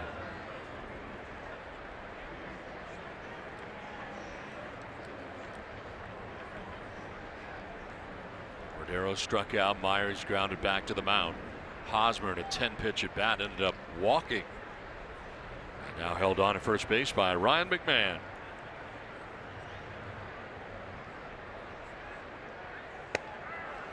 Strike 2.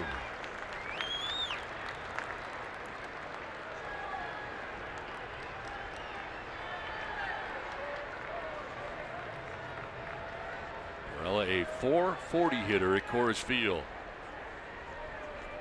Sits safely in 6 of his last 7 games here. And dribbles one right in front of the plate. Out jumps Walters. His throw to first in time to get Perella and to end the inning. Halfway through, 5-4 Rockies.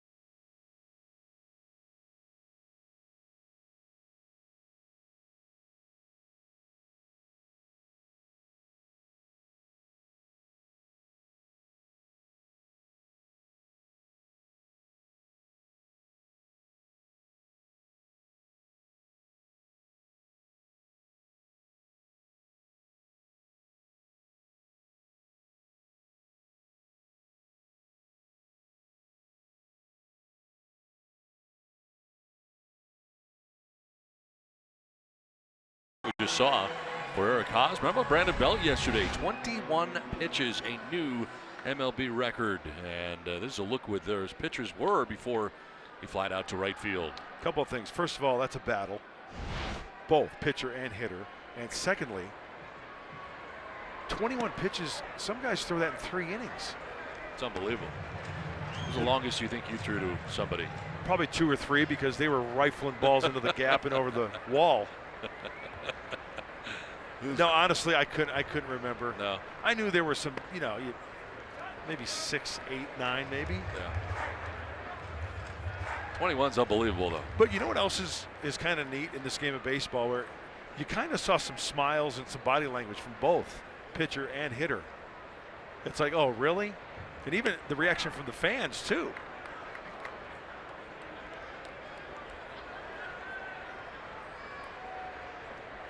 Brian Mitchell working here into the 5th inning.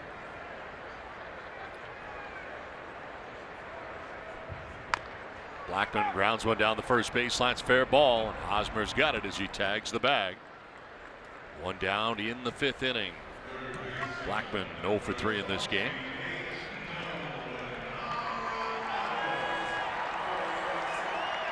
That's a prime example of a ball down the line, whether it's third base or first base. Hey, give your team 90 feet, bust your tail, let the umpire make the call. Ball might hit the bag, go one way or the other, and next thing you know, you got a base hit. Charlie Blackman, it's right in front of him, he's going. Let the umpire make the call. One down for Nolan Arenado. Arenado with a 2-run home run in the 1st inning, 4th home run of the year. RBIs 11 and 12. Flat out to left in the 3rd inning.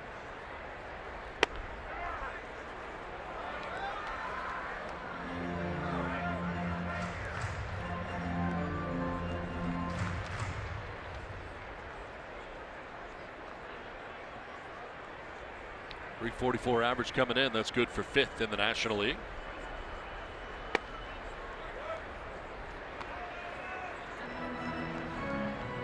Since 2014, leading all Major League players with 464 RBIs.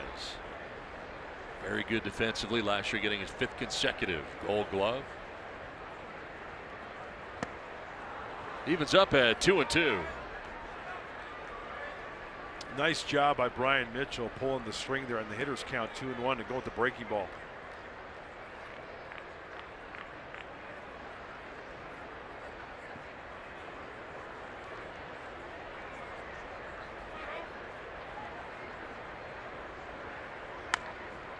Fights it off foul. 95-mile-an-hour fastball he got a piece of. And he fractured the bat.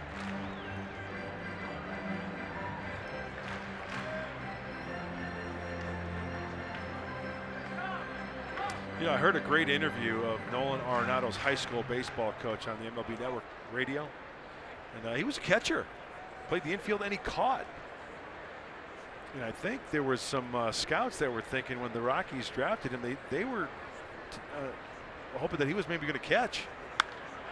This one ripped into center field.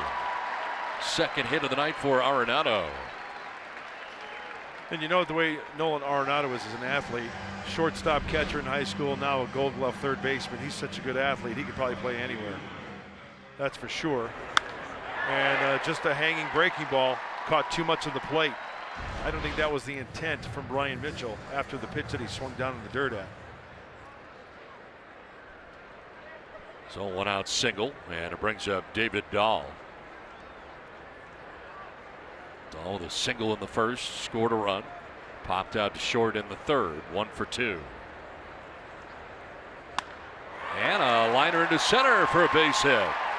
Arenado takes 2nd, and he'll go back to 2nd. Throw cut off by Galvis. Back-to-back singles put together here by the Rockies in the 5th inning. That's fighting one off.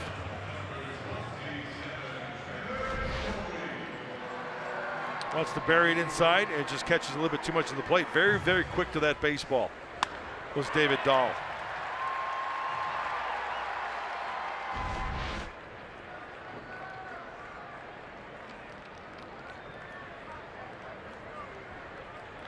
First and second, one down, and Trevor Story coming up. With a big 2-run home run in the first inning that tied the score.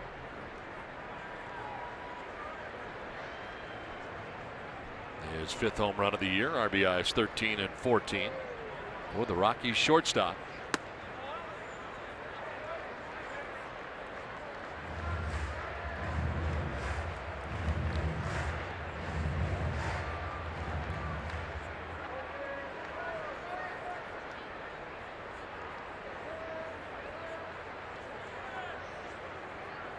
Last 7 games, Story hitting at .527. 2 homers, 8 RBIs. 10 for 21 last 7 games. Well, he's ahead 2-0.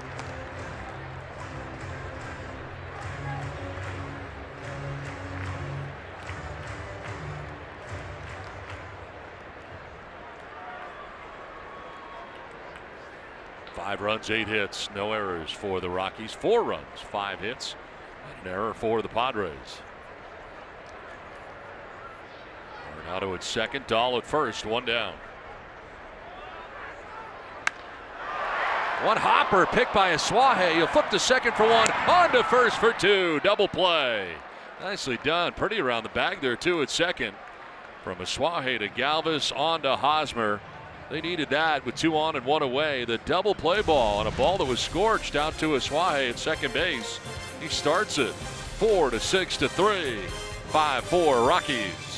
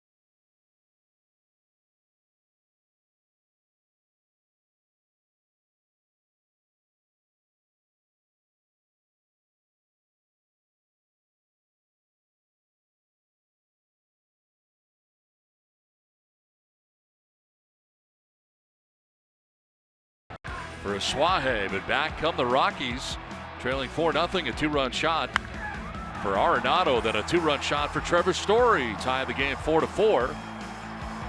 Move ahead to the 3rd inning, and Ian Desmond drives in Trevor Story from second base to give the Rockies a 5-4 lead, which they have heading into the 6th inning.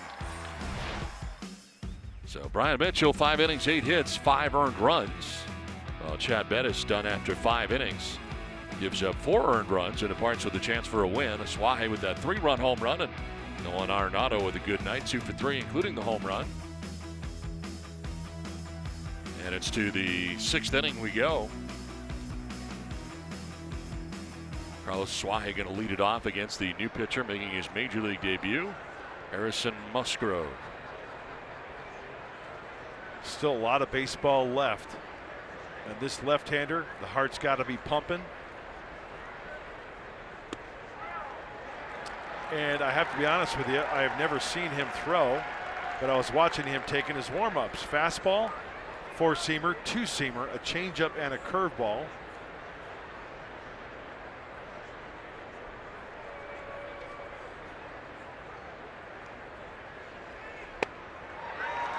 Oh, 0-2.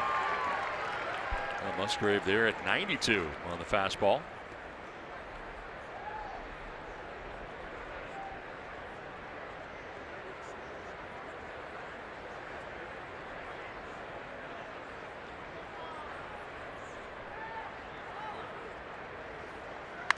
On the ground, foul, and it hangs at 0-2.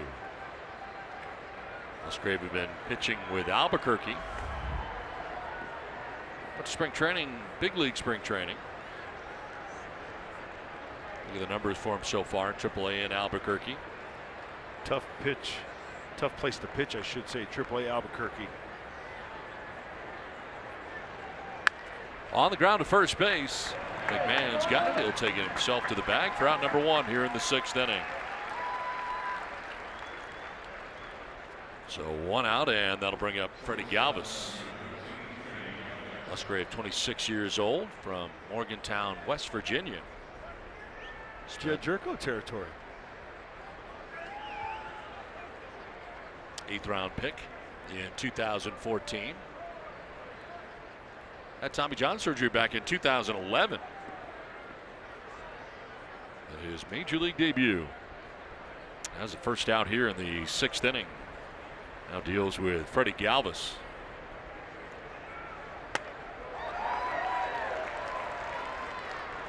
Galvis struck out swinging in the 1st inning. Flied out to left in the 3rd, 0 for 2.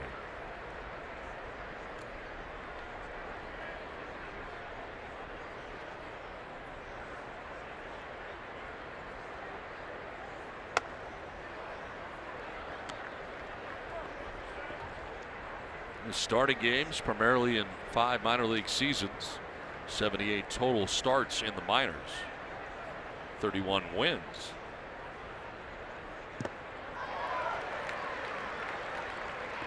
Pretty good changeup right there, and it's 1-2. Really good arm action from Musgrave there.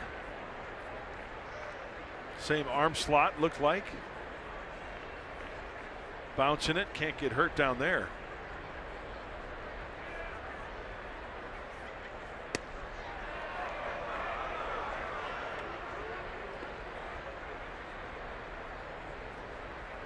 Center fielder Charlie Blackmon over towards right center. Gap out there in left center. With 1 out here in the 6th inning.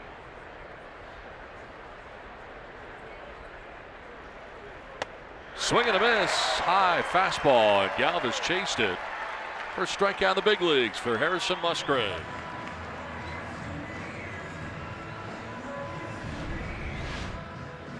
Now Padres on deck. California League Player of the Week, Buddy Reed, with 15 hits during the week, 625 batting average, 4 home runs, 9 RBIs. For the week ending April 22nd in 5 games, Buddy Reed. Congratulations, Buddy Reed. That's a great week.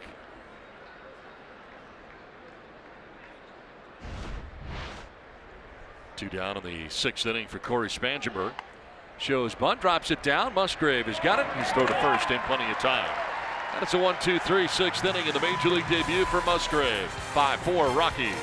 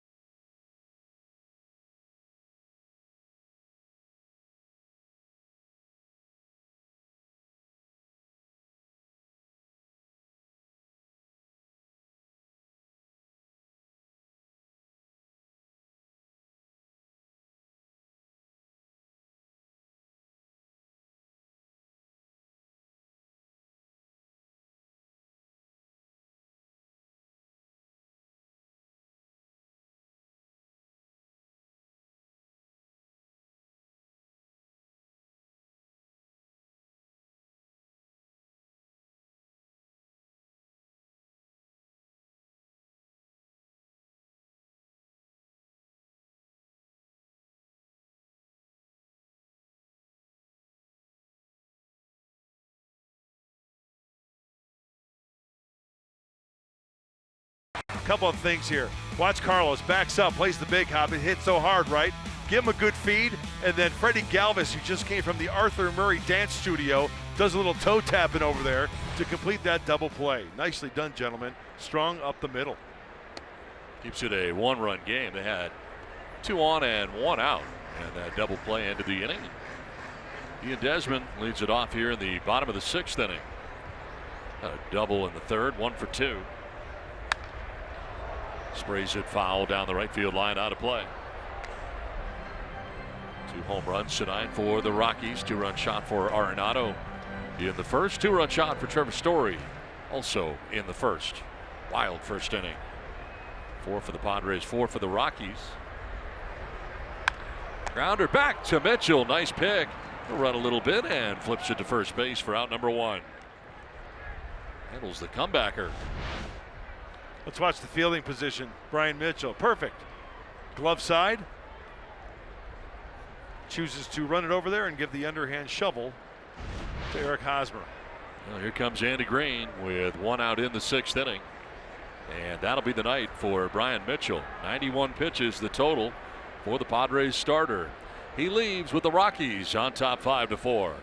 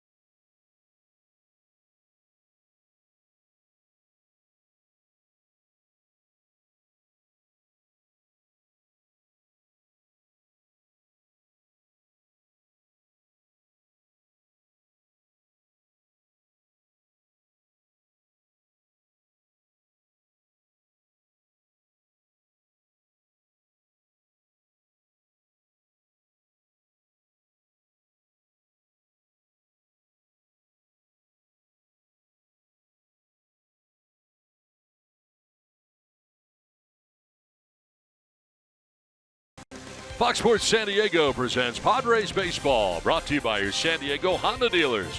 Visit us at sdhondadealers.com.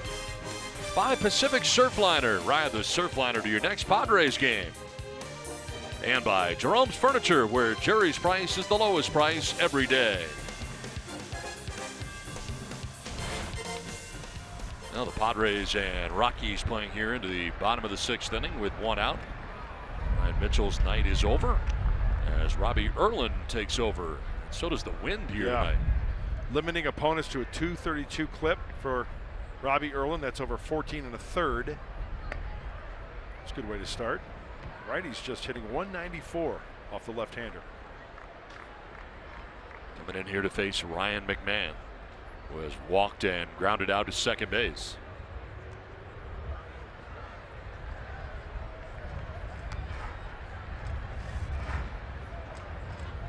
Time to check the app. Yeah. 6th appearance for Erlin. 2.38 earned run average. And a swing and a miss for McMahon.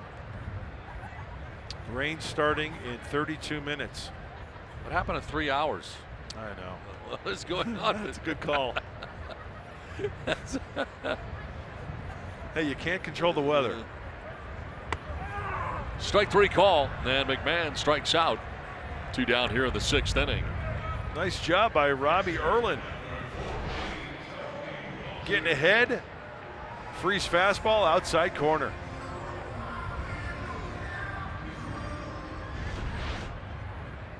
So 2 down here in the 6th brings up Tony Walters.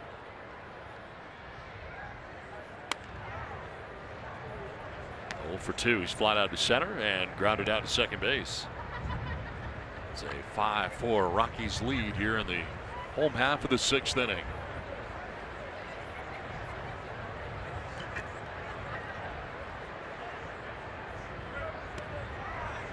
You know, my app, my weather app will, it'll pop up with warnings.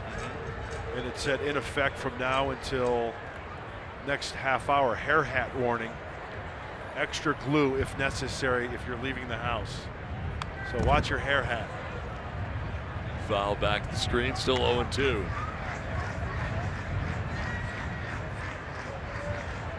I don't think your app's too good. Earlier you reported that we had the weather, Donnie. 3 hours of dryness. That was the report from you. Swing and a miss, and Walters strikes out on the high fastball. Robbie Erlin, 5-4 Rockies.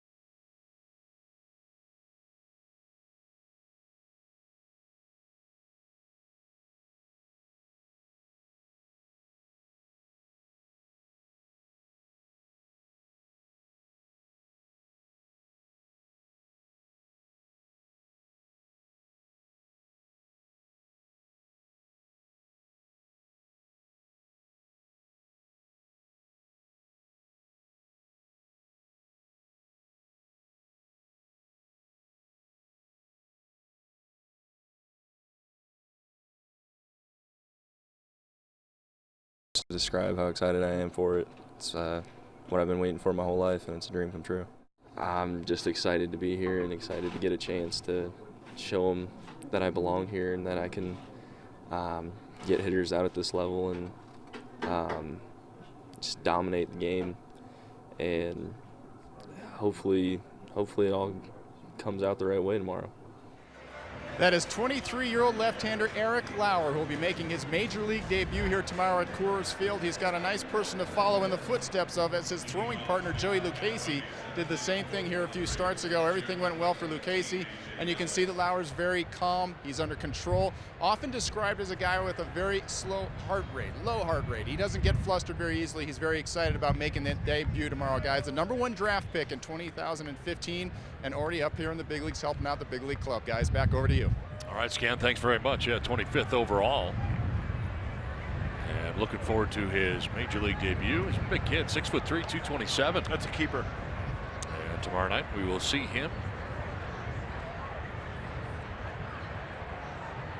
A.J. Ellis leading it off here against the new Rockies pitcher, Jake McGee, in the game. Rockies during the offseason beefing up that bullpen, doling out over $100 million for arms in that bullpen to bridge that gap. As Don has mentioned many times, this kid, Jake McGee, has closer experience with the Rays of Tampa. So it's nice to have those arms in the bullpen. Official mound visit here as Walters heads out. I love it how Eric Lauer says, I've been waiting for this my whole life. He's 23 years old. That's great. Well, he's being truthful. Yeah. 1-1 fouled off to the right out of play. And matched up against Kyle Freeland here tomorrow night. Freeland's had a tough start to the year for the Rockies. 0-3 with a 5.85 earned run average.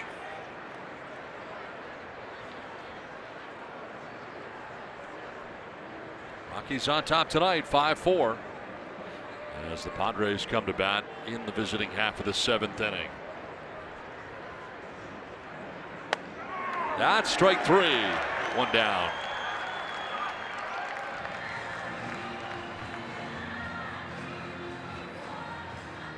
Seven strikeouts tonight for Rockies pitching. Pinpoint control in the outside corner for Jake McGee.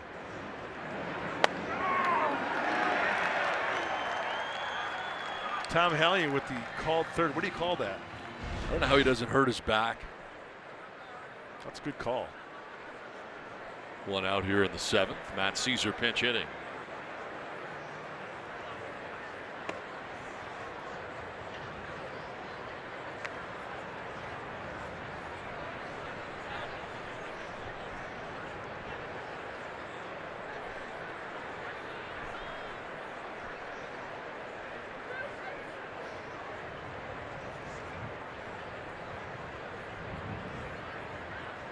Caesar to left center field. On the move is Desmond, and he doesn't catch it. Lost it in the light tower. All the way back to the track of the wall. Caesar throws the brakes on around second base, and he will stop there with 2 as Desmond to his left. I think he lost it in the light tower. It was right in that type area. You know what? As soon as he misses this ball, he actually does a double take to the lights. Watch. There, and then watch. He looks back up at the lights. That ball was hit very hard.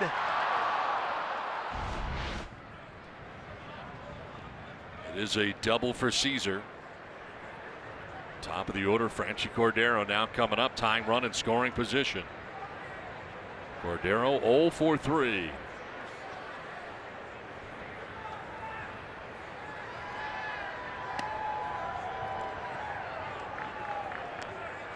Franchy struck out in the first, lined out to center in the second, and then struck out swinging in the 5th inning.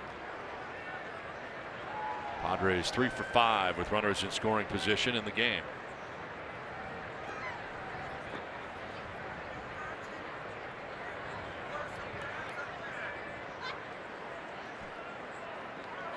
Well, they get a break here as Desmond lost it in the light tower. Now a fly ball hit to center field. Charlie Blackmon going back, looking up. That is towards the forest, and it is gone into the forest. A 2-run shot for Franchy Cordero that gives the Padres the lead.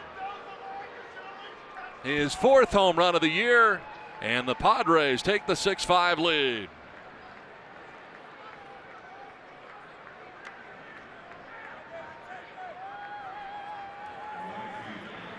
Wow. We saw it in Arizona, and we see it again tonight. Sure, it's Denver, but this ball is going to be out anywhere. He wants it down and away. It's middle. What a swing. Great extension. Everything working in unison. Mucho cuidado right there for Franchy Cordero. My goodness. 1-0 pitch crushed. 456 feet, the tail of the tape. And it's given the Padres a 6-5 lead.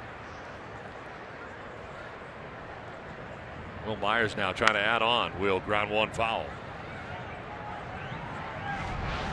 Let's watch the front side. The little kick, foot is down, hands are back. Let her rip.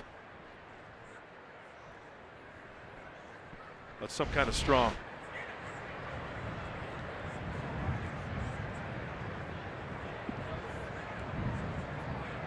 Now let's put the Padres on top 6-5 here with 1 out in the 7th. And Myers with a check swing. Don, you know, there are home runs and big home runs. That's a big home run. There's something to be said, you know, you're trailing 11-2 in the 6th, 7th inning and you hit a 2-run shot. Okay, that's cool. But one swing to take the lead. Franchy's in the house.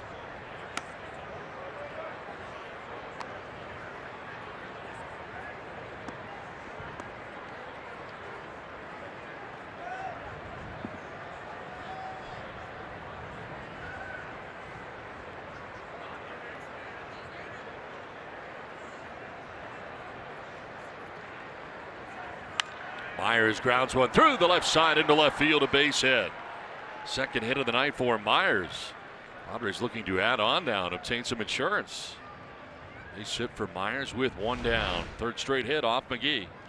Yeah, insurance, you bet. No reason why the Padres can't take out a policy here in the 7th inning and get some of that insurance. Never let up. Keep going. See Foster, pitching coach, headed out there right now.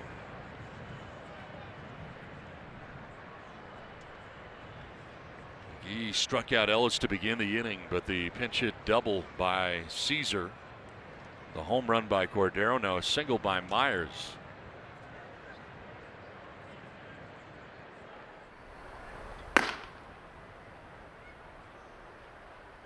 Scott Oberg up in the pen now quickly for the Rockies.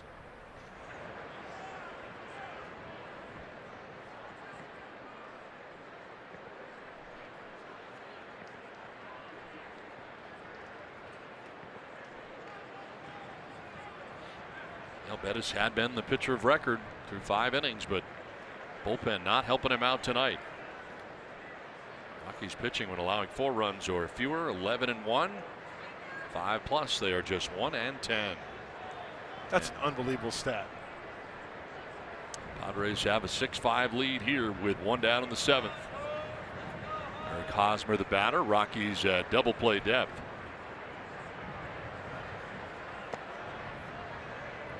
You know, another impressive thing about Franchi is that, you know, lefty on lefty, and that's just not some kid getting called up from the big leagues. That's Jake McGee. Jake McGee made a mistake, and Franchi Cordero made him pay big time.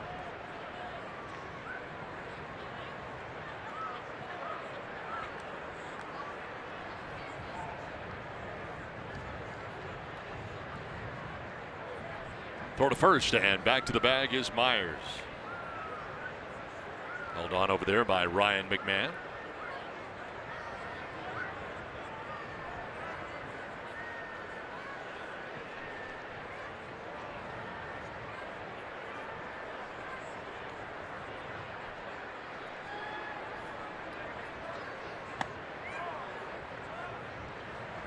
He falling behind, 2-0.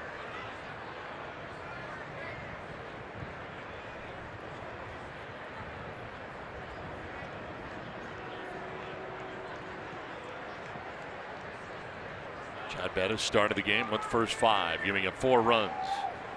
Harrison Musgrave made his major league debut, a shutout inning. Jake McGee has given up 2 so far here in the 7th, and now falls behind Hosmer, 3-0.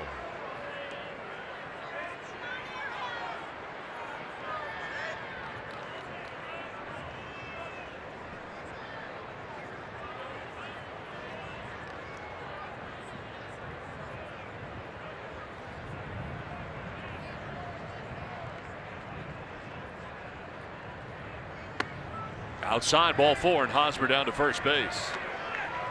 Myers will take second. Padres have 2 on. And here comes Bud Black. Going to make the pitching change. 456 feet for Franchi Cordero. And 113 miles an hour, as Cordero, one of 2 players this season to hit 2 home runs over 450 feet. Pitching change for the Rockies. Padres on top now, 6-5.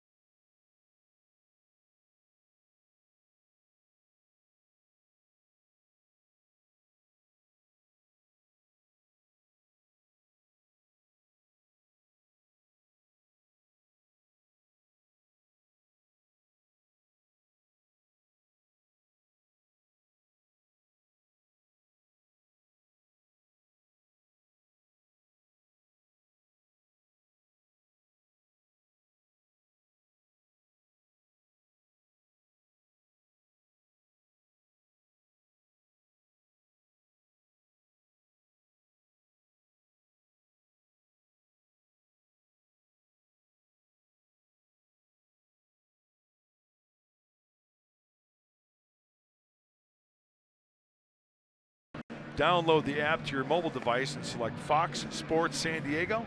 Don't miss any of the action while you're on the go with Fox Sports Go, presented by T-Mobile. Well, double switch here by the Rockies as Scott Oberg comes into the game to pitch, and Pat Valeka take over at first base defensively. 10th appearance for Scott Oberg of the year. He's throwing the ball really well. 10th game, 10 2/3 innings pitched. The strikeout is there certainly. He's around the plate, only 3 walks. Although lefty's hitting .368 off of Scott. He's got a 4-seam fastball, mix in a slider, and he'll 2-seam it as well. About 96. He's got a live arm. Jose Perella batting here with runners at first and second. And time called. Scott Oberg scoreless in 7 of his 9 appearances this year. Past 7 games, a 1.93 ERA. Perella tonight, a 2-hit night. Single to right, single to left. Grounded out last time up. Runners are going. The pitch is a strike, and the throw down to third, not in time. Double steal for the Padres. Myers takes third. Hosmer takes second. You know what I noticed on that pitch?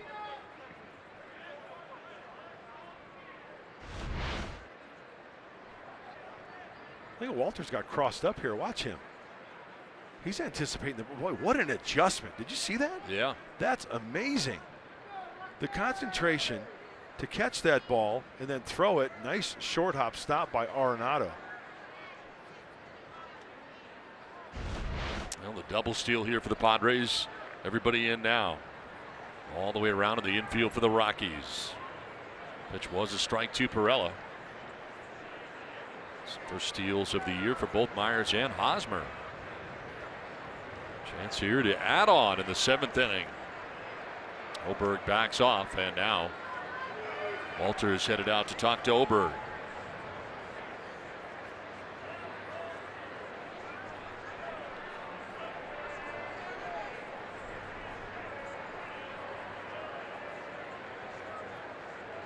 So a charged mound visit here, and they're trying to get on the same page. Jake McGee leaves, responsible for the runners at second and third, as he ends up going a third. A tough outing for him. 3 hits so far, charged with 2 runs. A walk and a strikeout. And now Oberg trying to get out of this major jam. Perella may have gone around. He did. 0-2.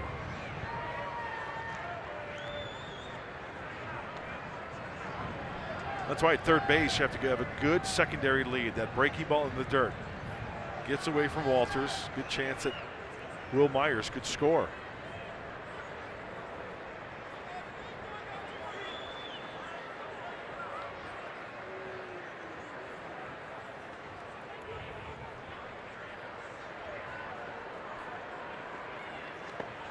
In the dirt, and it's 1-2.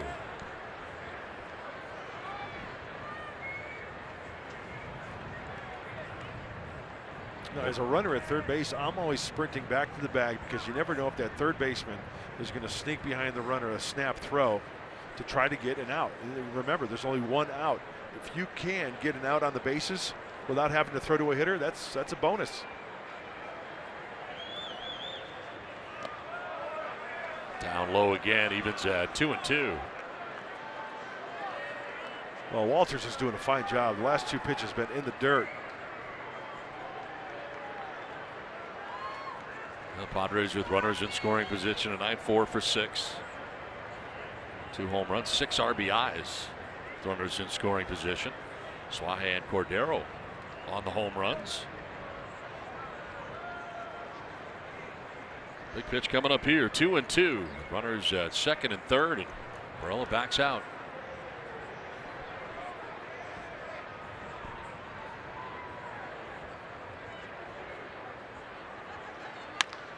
Chop to second base. LeMahieu's coming home, and the tag applied.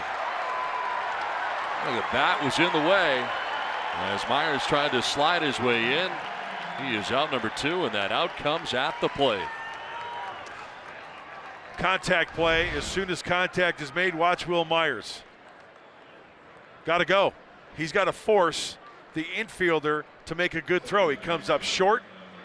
Tony Walters, ball in hand, out in front. And then the swipe tag, getting Will Myers.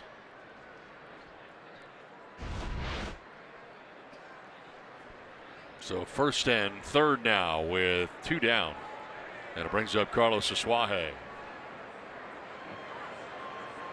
Asuaje with the 3-run home run back in the first inning. At the time gave the Padres a 4-0 lead.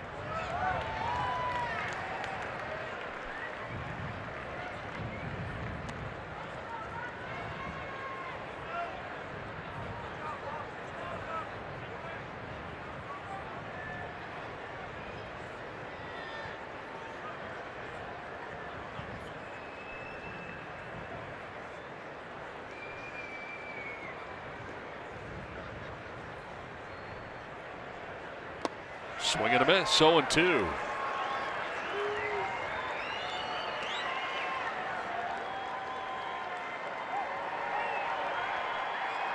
Home run for Asuaje back in the first. His second home run of the year. Now in a big spot here in the 7th inning with Hosmer at third, Perella at first. 2 down in the 7th. And it is up the middle into center field for Asuaje. From third comes Hosmer. Perella kind of came off the bag, but he will get back to the bag. Another run in for the Padres, and now they've got a little bit of insurance here on top 7-5. Carlos Asuaje driving in his 4th run of the night. That is clutch. How close. Oberg tries to get his glove there. The glove save is not there. And the Padres extend the inning. Oh. That's a hang with him. So 2 on, 2 down. 3 runs in. And here's Freddie Galvis.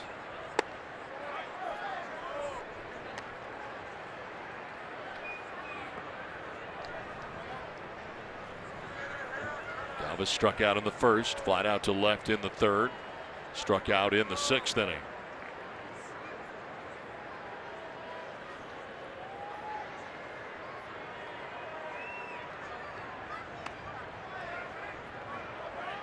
.95 but missing is Oberg. 2-0.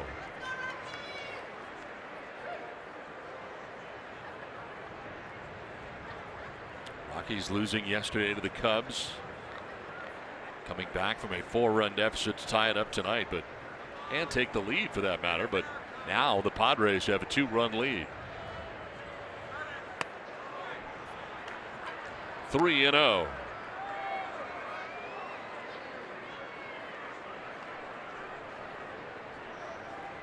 You know what else, Don? 0-2 hit for Asuaje. Big time clutch. That's a strike. 3-1.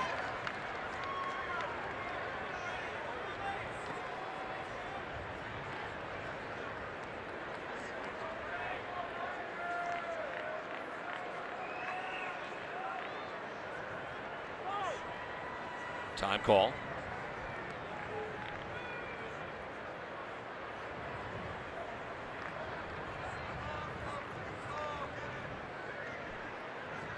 Perella at second, Asuaje at first. 3-1 pitch.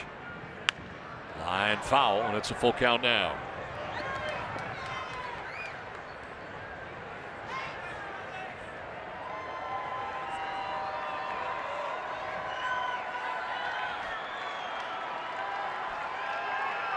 So the runners can get a start now, 2 down, and a 3-2 count to Freddie Galvis. Perella will be off, Asuaje off. And it's in the dirt, ball 4. Down to first base goes Galvis. Base is loaded as Oberg walks Galvis. Bases filled with Padres, and Corey Spangenberg will be the 9th member of the Padres to bat here in the inning.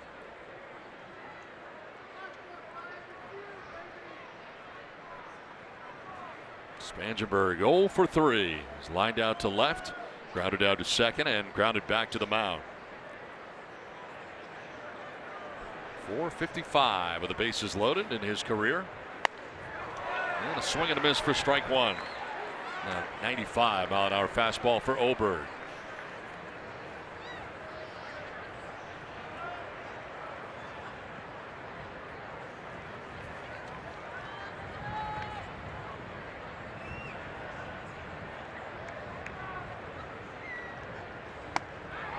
Oh and 2. Nothing tricky there. Back-to-back fastballs. Rockies pitchers this inning have tossed the ball 32 times in this inning. Padres doing a good job getting on base, clutch hits, working the count.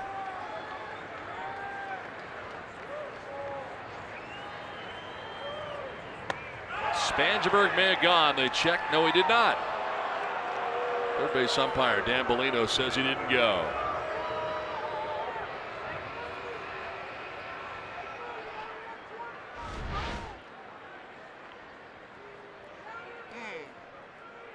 What do you got, Mud? First of all, I got that ball was by him, and I thought he went. Make it hurt, right?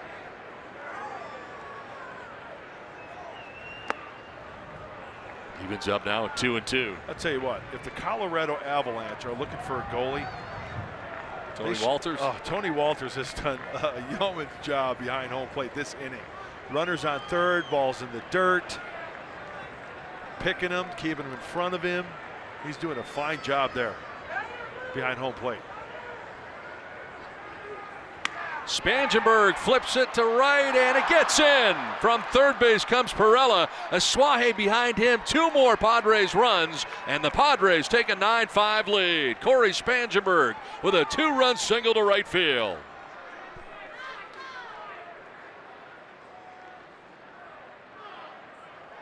That is huge.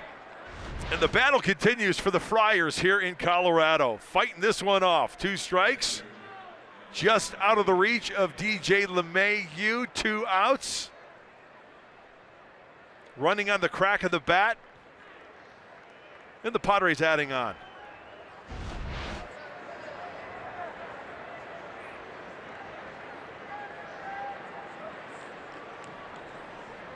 So the Padres have batted around A.J. Ellis. Struck out looking to begin the inning, and here he is again taking a pitch outside.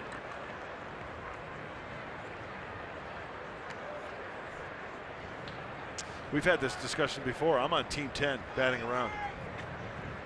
I know you are too. I am as well.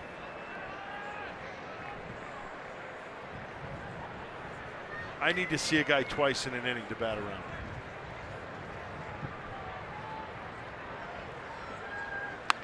Ellis fouls it off to the right out of play.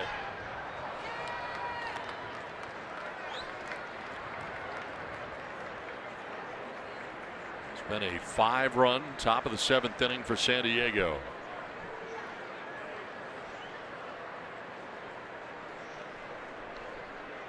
'21 pitches for Oberg since coming into this game.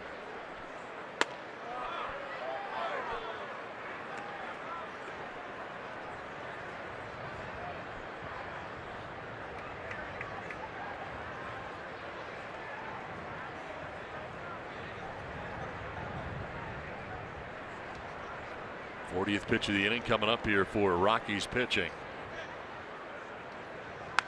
And it's foul back again.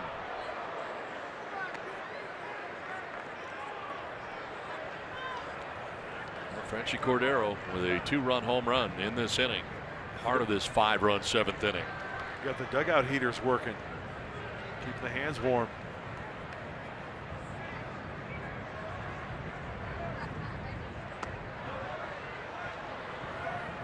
Full count now.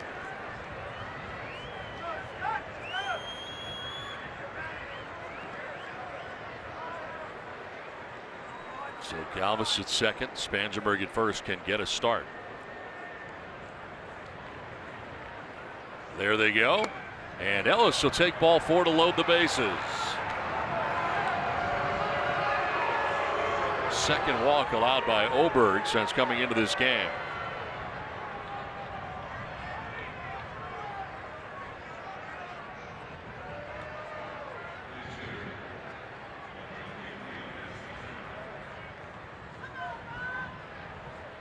bring up Matt Caesar for the second time of the inning. He doubled earlier in the inning. Here he is again.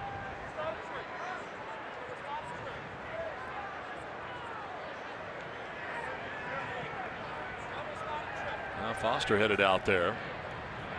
Saying something to Tom Hallion. You know, that mound visit thing is so subjective. Tony Walters walked out in front of home plate, clearly to say something to the pitcher. And I was watching Tom Hallion, and he did not motion towards the press box.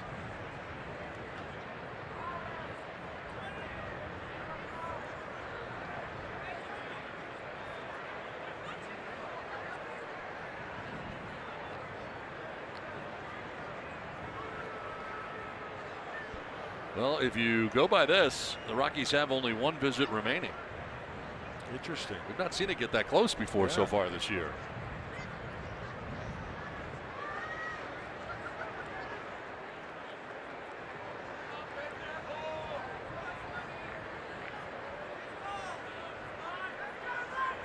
Runners at first and second. And Caesar will take the strike. 95, and it gets in there.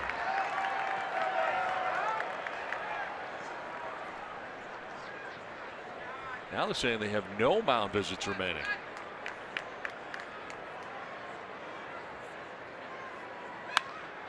Down the right field line, out of play. I'm wondering if that's the first time this year in baseball that that's been the case.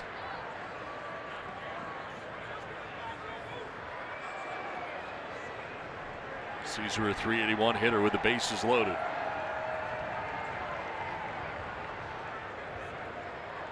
Chance here to add on to what is now a 4-run lead for the Padres.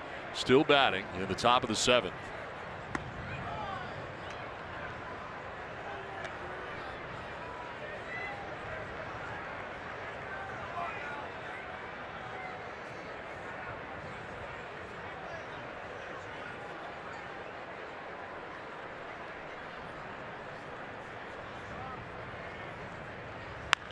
On the ground, deep third, but foul.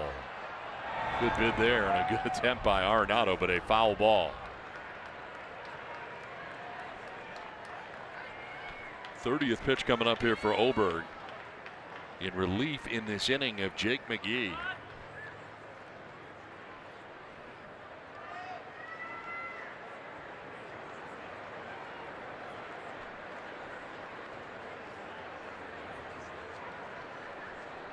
He had thrown 17 pitches. There's a base hit into right field for Caesar. From third comes Galvis. Here comes Spangenberg. He will score. 2 more runs for the Padres, and they take an 11-5 lead. Oh, what an inning for San Diego here in the 7th. Second hit of the inning for Caesar, and this one drives in 2.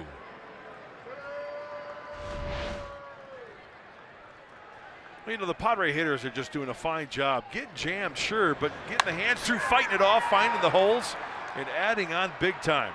Well, how many times you see a pinch hitter come to the plate twice? That's how good it's going for San Diego here in their half of the 7th inning. Now the pitching change made here for the Rockies. We'll see their 3rd pitcher of the inning. Padres have an 11-5 lead.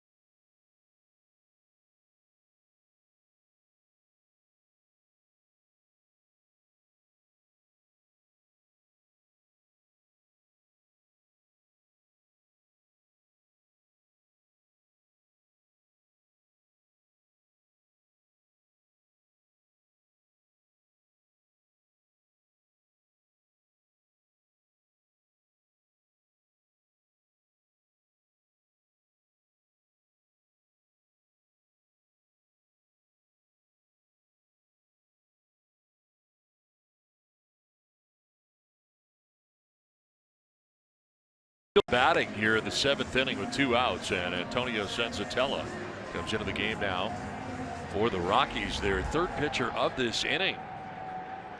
9th game for Senzatella. We saw him last year as a rookie starter. He's been scored upon in 5 of 8 appearances this season. Multiple runs 4 times, the high ERA. And we know how quickly things can change here in Colorado.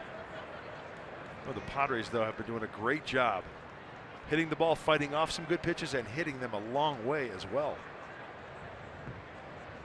Franchy Cordero hit a 2-run home run, speaking of hitting it a long way, in the earlier portions of this 7th inning.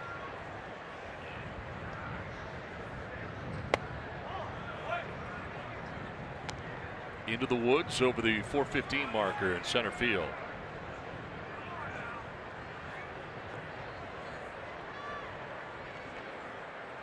Home run was the 4th of the year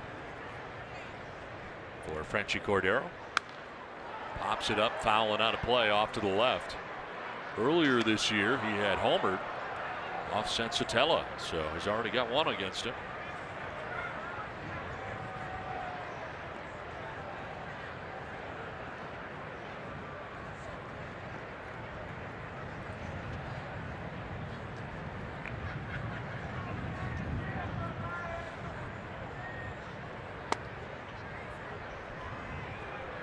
So McGee went a 1/3 of an inning, giving up 3 hits and 3 runs. Walked a batter, struck out a batter. Scott Oberg goes a 1/3, and so far he has been touched for 4 runs. It's been a 7-run 7th. 2-1 pitch coming. And Cordero with a foul. 2-2.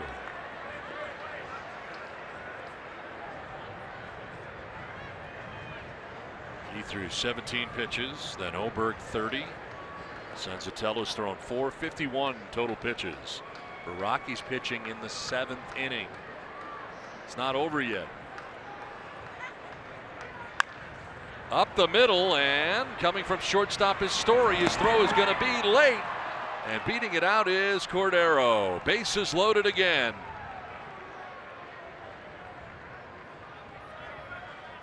This kid can do so much, and the reason why I say that, this 1-2, okay, see the way they're playing, right? Story gets to it, but Franchy can get down the line quickly, and I'm just glad that first baseman Pat Valleca did not go in foul territory, get in the way. That's disaster waiting to happen. Everybody's okay, and the Padres continue to take it to the Rockies here in the 7th. So bases loaded again here in the 7th inning.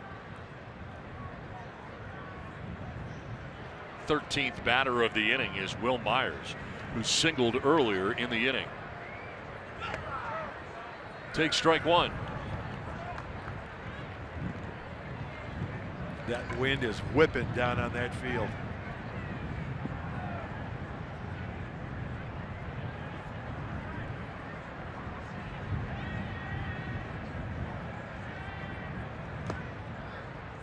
Blocked by Walters, evens up at 1-1.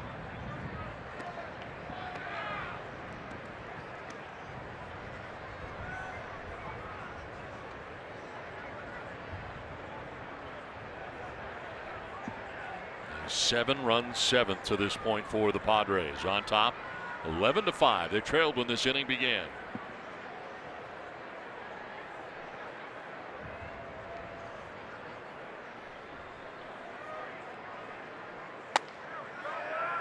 Did he go? No. Adam Hamari, first base umpire.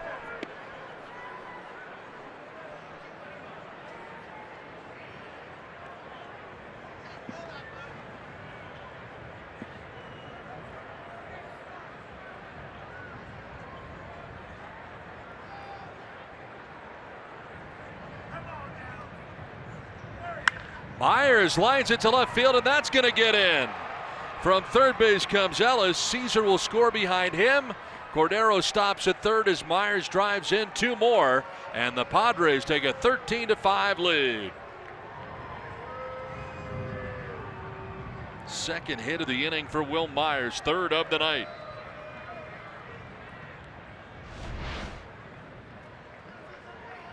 Hanging breaking ball. That could spell trouble. That was a perfect pitch to try to elevate, but this ball is smoked. Crack of the bat, everybody is running. Somewhere along the line, I remember back in the day, somebody said that hitting can be contagious. I believe that's the fact here in the Padres' 7th. Now Eric Hosmer will take a pitch up top. A lot of folks headed for the exits here. Still only in the top of the 7th.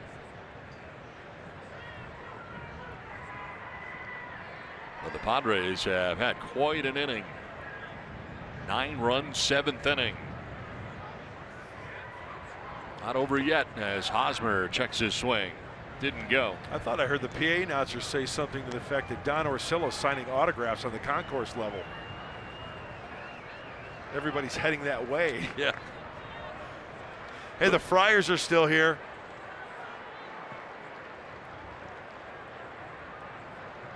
Loving this 13-5 lead.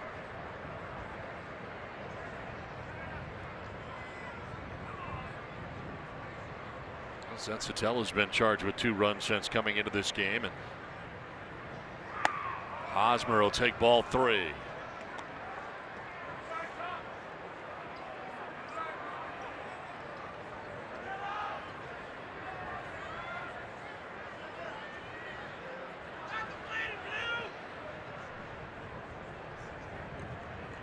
'60th pitch of the inning coming up here for Rockies pitching.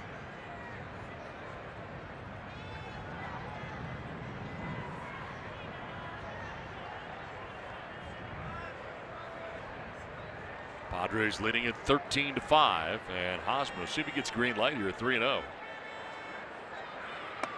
Takes it and takes a strike.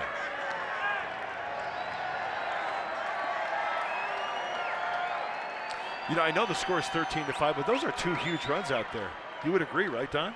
Coors Field, you can't get enough. Absolutely.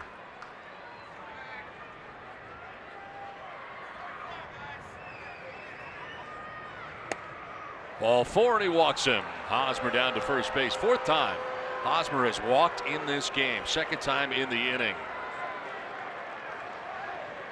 Been on base 5 times. He singled way back in the 1st inning. Rockies imploding here tonight. Bases loaded again. Jose Perella coming up.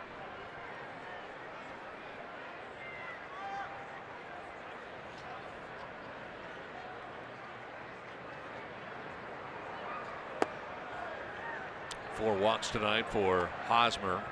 Career high for him. Walks in a game.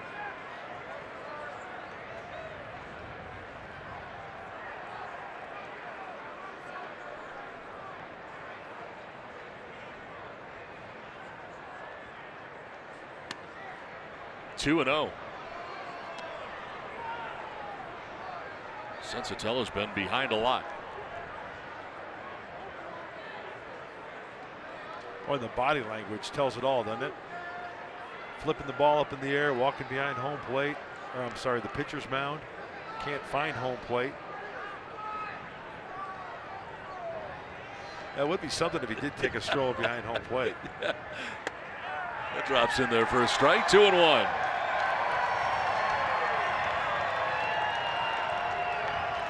So he'd be in back of home plate in a meeting by himself. How would it go? He'd be in the midst of a meeting with himself behind home plate. 2-1. And that's just foul on the first base line. Cordero at 3rd. Myers at 2nd. Hosmer at 1st. Padres have already scored 9 times here in the 7th.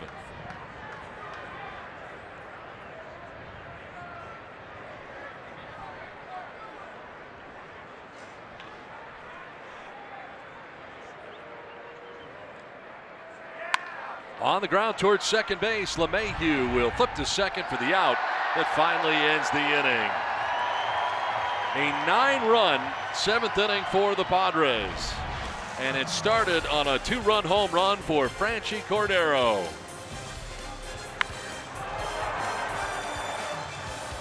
Padres lead at 13-5.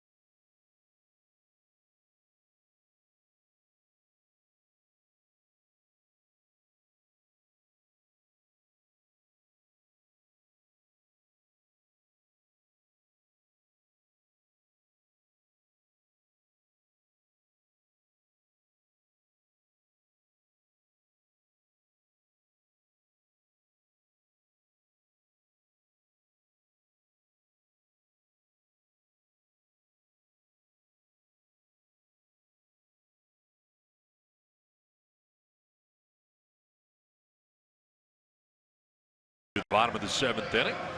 Third pitcher on for San Diego, Craig Stammen into the game. And you're going to see Craig Stammen go after these Rocky hitters like it's 1-0, like it's tied. 10th game for Craig, very nice numbers. Around the plate, why? 13 strikeouts, only 1 walk, and very good splits, lefties and righties. Matt Caesar stays in the game in left field. After he batted twice in the top of the 7th inning, pinch hitting. Pat Valleca leads it off here for the Rockies.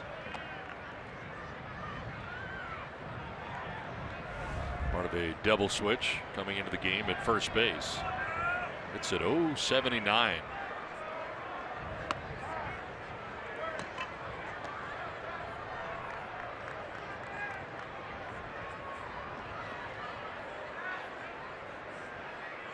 Most runs the Padres have had in an inning since July 24th of 2014 at the Cubs.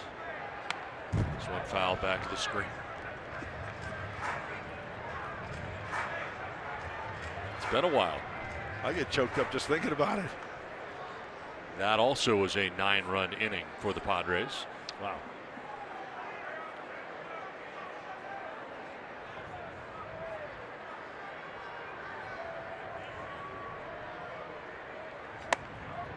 A little bit high, and it's 2-2.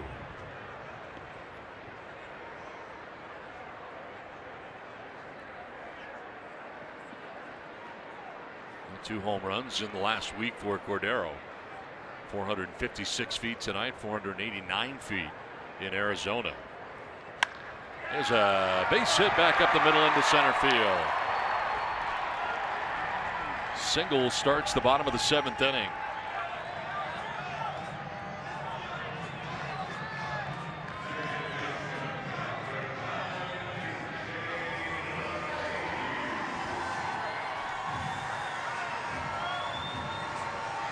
Lead runner on in the 7th, top of the order. DJ LeMahieu, 2-hit night tonight, single to right, single to center. He's also grounded out to short.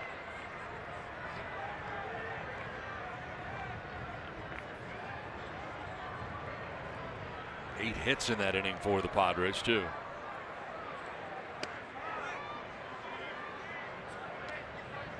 That is also the most since that game against the Cubs in 2014. I wonder if this is a game where Rockies might use an emergency pitcher.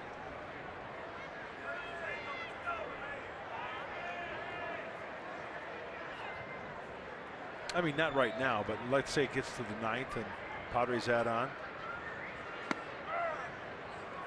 Like you said earlier, Tommy, that you can never get too many runs here at Coors Field. If you're going to let up, you're doing the wrong thing. Charlie Blackmon waiting on deck. Nobody out here in the bottom of the 7th inning.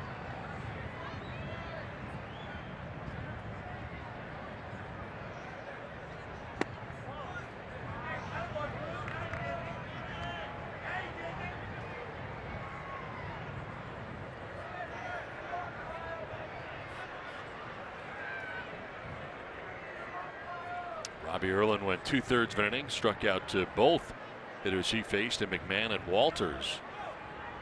For Stammen taking over here in the 7th inning. Down the right field line, that's going to be a foul ball. Well, Myers gets it, but a foul ball. Looking right down that line, Adam Hamari, first base umpire.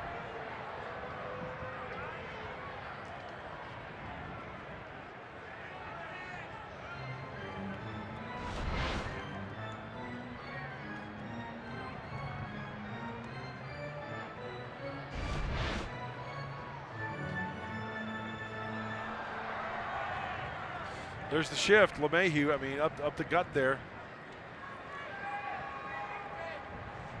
A lot of room. Out left fielder, center fielder playing in the gaps.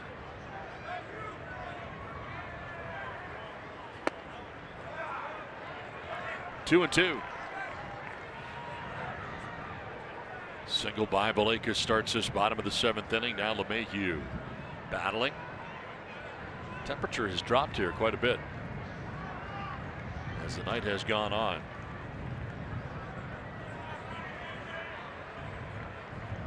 Three players also had 2 hits in that inning.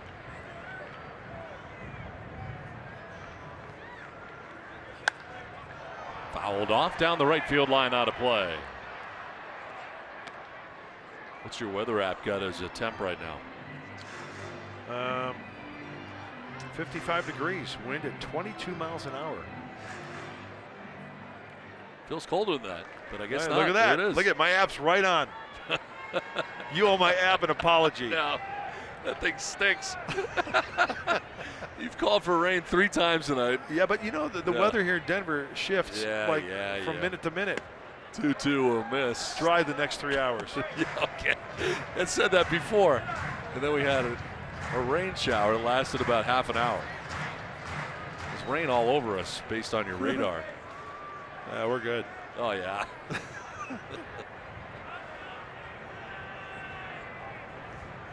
Payoff pitch. Runner goes. LeMahieu swings and lifts a fly ball to center. Caesar, the left fielder, is over there, and he'll make the catch.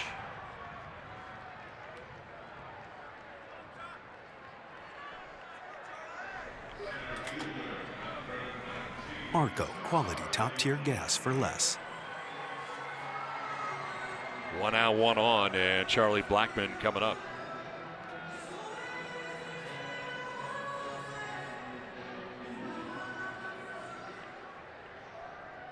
Blackmon has struck out twice and grounded out to first base.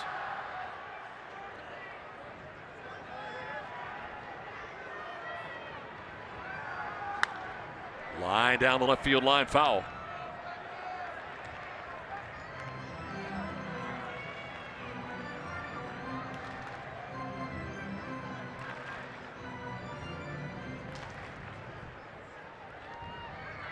Robbie Erlin, the pitcher of record right now for the Padres on the winning side.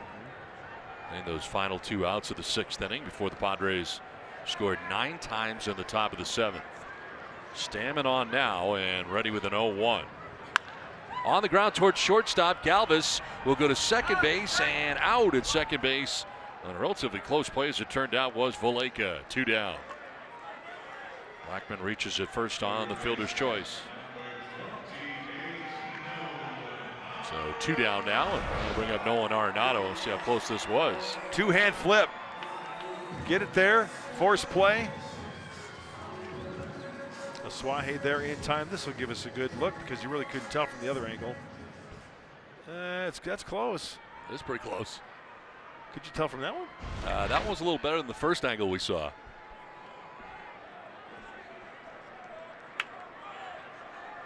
Nolan Arenado 2 for 3 in the game. And a swing and a miss for strike one. Truck loves it when you say you can't see anything in the replay. It's not their fault. I love everybody in the truck. Yeah. They love you. They work hard down there.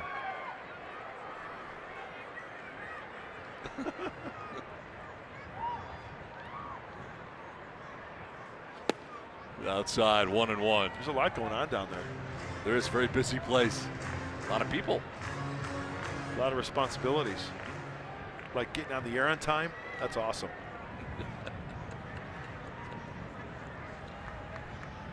Always keep your eye on the clock. You know, not talking to people, and you know, you always at your post at your station, getting ready to go live.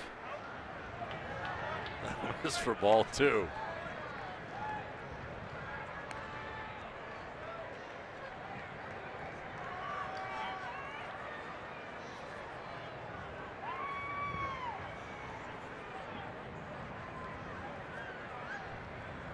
Blackman with a lead at first base, held on over there by Hosmer.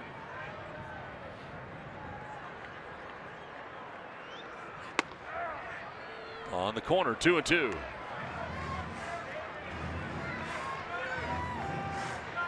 Well, at one point tonight, we had 24,419 with us. 24,419. A lot have ducked out with the big 9-run top of the 7th inning for San Diego.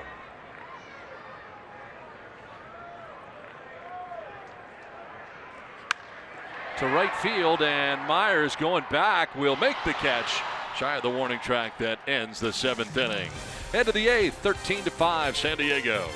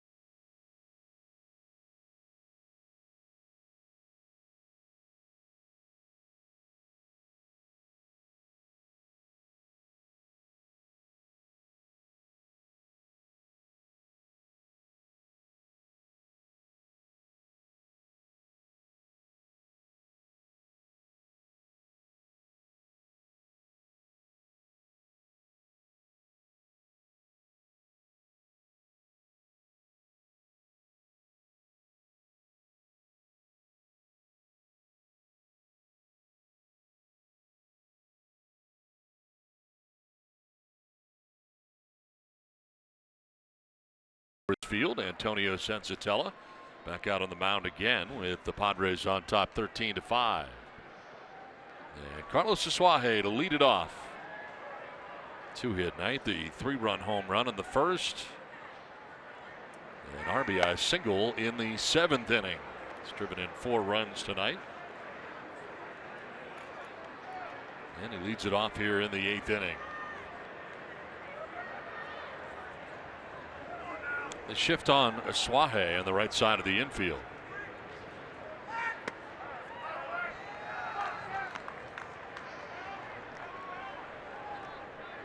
How's your scorecard doing? It's a mess, but it's a good mess. It's a good mess. Fly ball headed out towards right center field. Dahl on the move, still going, and he'll get there. A long run there for David Dahl in right field, and he makes the grab in this huge outfield at Coors Field. That's a long way. That's a nice play.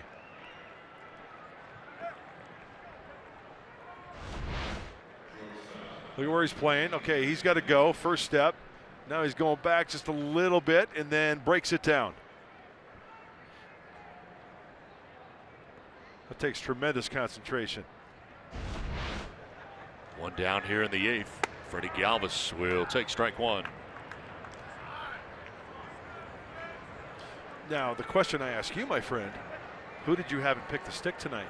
Corey Spangenberg. Okay. Walk and a run scored. 2 RBIs. You got 4 points. Oh, that's true. Sorry, my bad. I was looking at Freddie Galvis. That's what I've got. Freddie tonight. You have 4. I'm at even.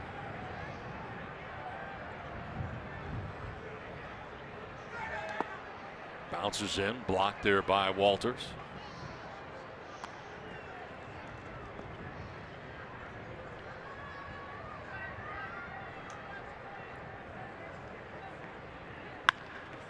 Off the pitcher, Sensatella kicks out, and that'll be a hit for Galvis with 1 out in the inning. Well, history is being made tonight, Donnie. To our right in the TV booth for the Colorado Rockies, the first time since 1993 when Gail Gardner called play-by-play a Major League Baseball game, Jenny Kavnar is doing play-by-play for the Colorado Rockies. And quite frankly, I'm a big fan. Jenny worked in San Diego at the Quattro, Channel 4 back in the day, the county-wide leader. And she has really parlayed her talents into a great career. On the left, Ryan Spilborghs. So a little PXP for Jenny. Nice. Big fan. Does a great job here, and now doing play-by-play. Yeah.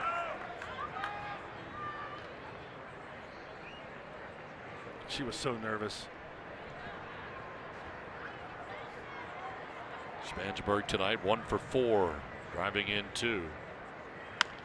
Ground ball softly hit left side. Arenado goes to second. They get the force out there for out number 2. Spangenberg reaches at first. This copyrighted telecast is presented by authority of the San Diego Padres and may not be reproduced or retransmitted in any form, and the accounts and descriptions of this game may not be disseminated without the express written consent of the San Diego Padres. 2 down, runner at first for A.J. Ellis. Sensatella about to throw his 30th pitch since coming into this game.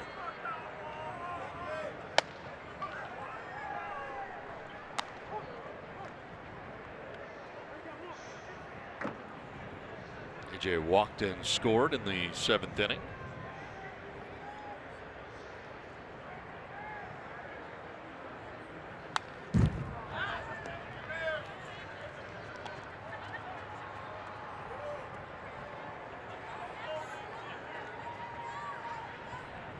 Charlie Blackman, the center fielder, over towards right center for Ellis to go the other way.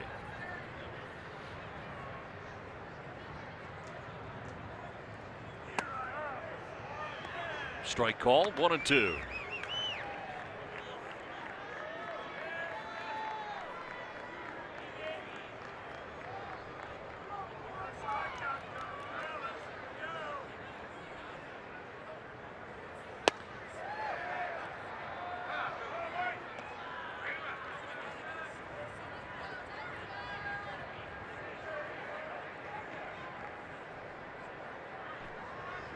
Action for the Rockies. This is Sensatella's game for a while. On the outside corner for strike 3, and that ends the top of the 8th inning. Padres will take a 13-5 lead to the bottom of the 8th.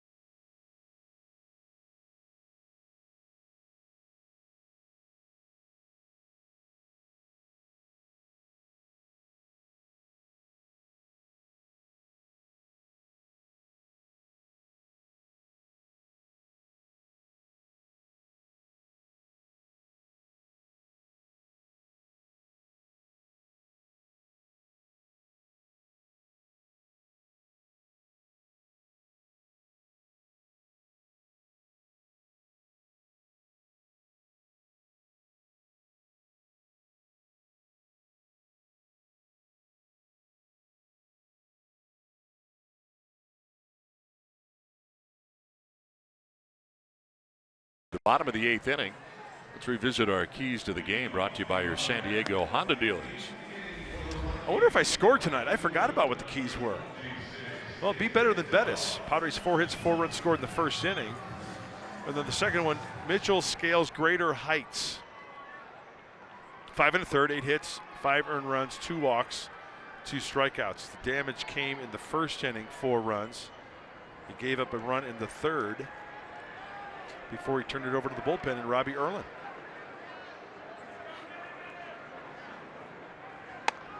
David Dahl leading it off here against the new Padres pitcher, Jordan Lyles. Here's the 4-1-1 on Jordan Lyles, his 10th game. Throwing the ball extremely well out of the Padres bullpen. Sans sleeves tonight in this Colorado rocky weather.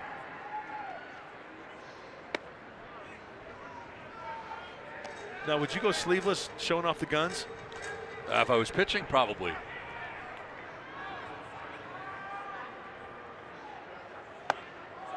I don't like anything restricting my arms. I want to be free and easy, even if I'm cold. Yeah. Because you can move around enough as a pitcher, right? Sure, yeah. Bob Scanlon, I'm sure, pitched in cold weather. I wonder what his garb was like. Bob, you get rid of the umbrella down there? Mud, yeah, I got rid of the umbrella. I'm trying to find something to start a little bonfire down here now. Looking for broken bats or look at you with the towels, gloves. whatever it may be. Oh, yeah, I'm trying to stay snuggled up down here. The count. Yeah, you got the Dracula jacket. You got the fangs working? I believe it. Waiting for that full moon to come out. Wow. Oh, my gosh. Look at him. Whoa. Wow. Good evening. You know what? I had to go with the sleeves when it was cold, Mud. And I'm a West Coast kid. I grew up in LA, so not like Chicago like you. So I had to go with the sleeves all the way. I was a wimp on the mound. Give me something warm. Swing and a miss here for Dahl. Gets away briefly from Ellis, so he's got to throw him out. He does. One down here in the 8th. I wore the sleeves. I'm not ashamed. I like to have, I like to have that feel of. I like to have that feel of the sleeves up against my arm, and I even wore sleeves when it was like kind of hot. Really? Because the perspiration. Yeah. I didn't want to get down like on my hand. It would like absorb the perspiration on your sleeve, and I just like that feel. So you didn't really have a gun show then, for the most part. No. Even on sunny days. Huh? No gun show.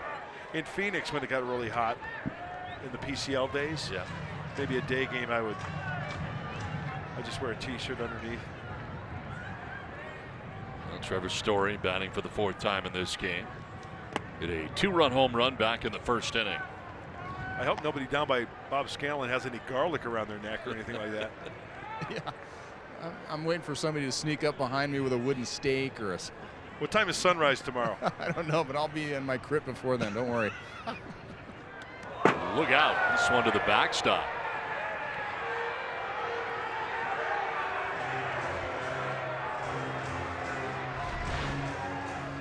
Bob mentioned it. That's a breaking ball there. Bob mentioned it earlier how, cold weather, and especially at this elevation, it get dry and you kind of lose the grip on your baseball to try to spin it.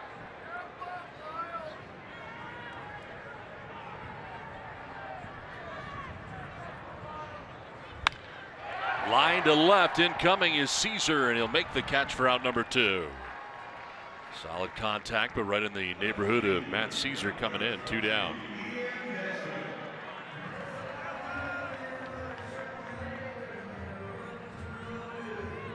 Ian Desmond coming up. Desmond with a double in the 3rd inning, 1 for 3.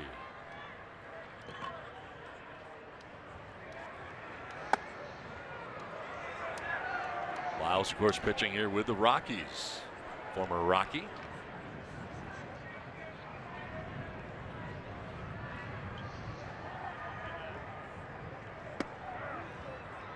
Well, a bunch of different historic numbers coming in as part of this inning, the 7th inning. 4th time in Padres franchise history in which 3 players have had multiple hits in a single inning.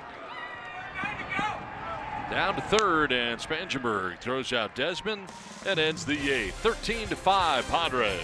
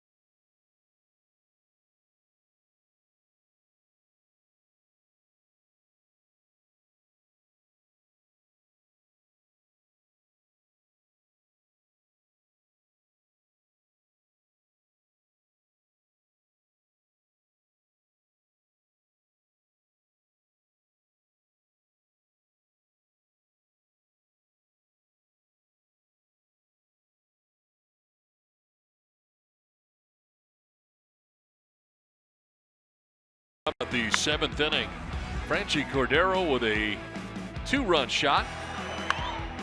Suaje drives it back up the middle. That'll drive in another run. Just out of the reach of LeMahieu, the second baseman. Suaje scores on the Spangenberg single. Matt Caesar into right field. Here comes Spangenberg around. And Will Myers would drive in 2 more as part of what turned out to be a 9-run 7th inning for the Padres, who have a 13-5 lead. The Friar faithful love it. Oh, yeah. Look how windy it is. Oh, my gosh. Sensatella back on the mound again here in the 9th inning, dealing with Matt Caesar.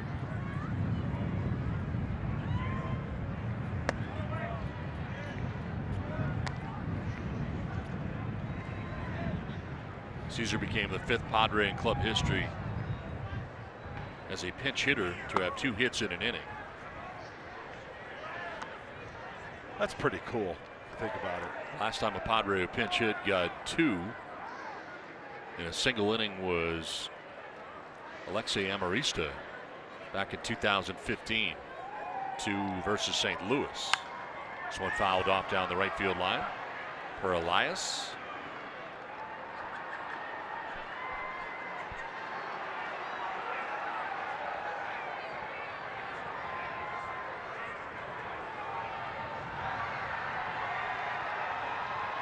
Two pitch outside for ball 3.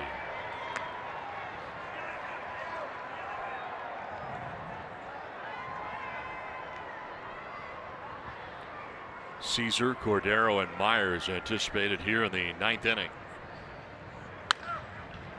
Ground ball to LeMahieu, gets the high hop for the first out of the 9th inning. Well, Donnie, baseball lost another great one the other day. Yeah, I'm sad to report that if you haven't heard.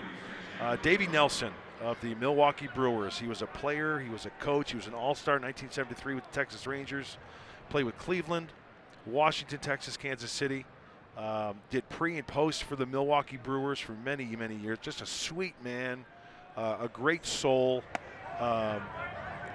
He was the type of guy that where when you met him for the first time, it was like, man, you know, you walk away saying, we've been friends for years. And he's going to be dearly missed. Loved seeing Davey when we go to play the Brewers in Milwaukee. So our thoughts go out to the Milwaukee Brewer family and all the people who Davey touched throughout his career, and meant a lot too. He's going to be missed. Pre and post with the Brewers? Yes. Yep.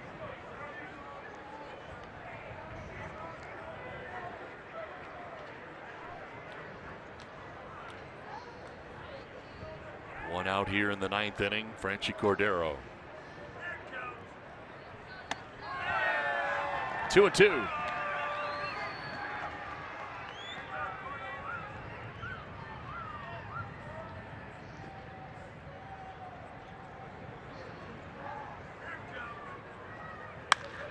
On the ground, nicely picked by Sensatella, underhanded to first base for out number 2. So Cordero retired. Sensatella's kind of settled into this outing and quieted Padres offense here for a little bit. 2 down.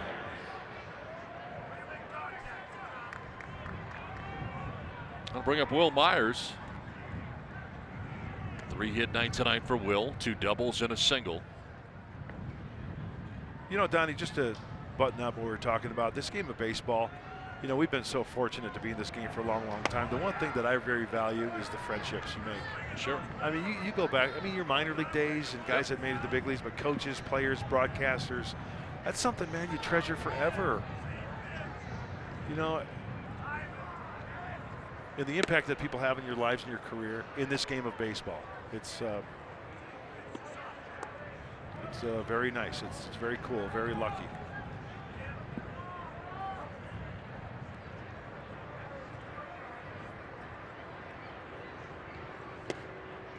People you grew up watching and idolized become your friends. And the longer you spend in the game, the more friends you have. Yeah. You're right about the minor league days. I mean, a lot of those guys, friends with, may not have made it to the major leagues. A lot of those guys I'm still friends with. Yeah. That's a strike over the outside corner. It's 2-2. I can pick up my phone right now and call 5 guys I played with, didn't even have a sniff at the big league level, and then we can horse laugh for a half hour. Tell stories and just, 30 years later. Line to center, and Will Myers has his 4th hit of the night. He loves Coors Field. 2 out, single for Myers. Pitch was up. He went up and got it. We talk about getting up on top of a certain pitch, and you're exactly right, Don.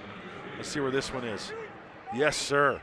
Around the San Diego, good top hand, top spin.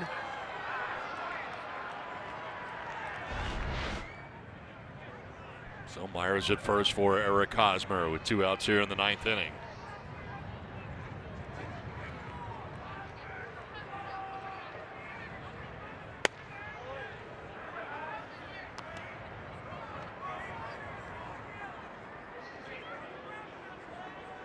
Career high 4 walks in this game for Eric Hosmer. Also had a single back in the 1st inning, so aboard 5 times.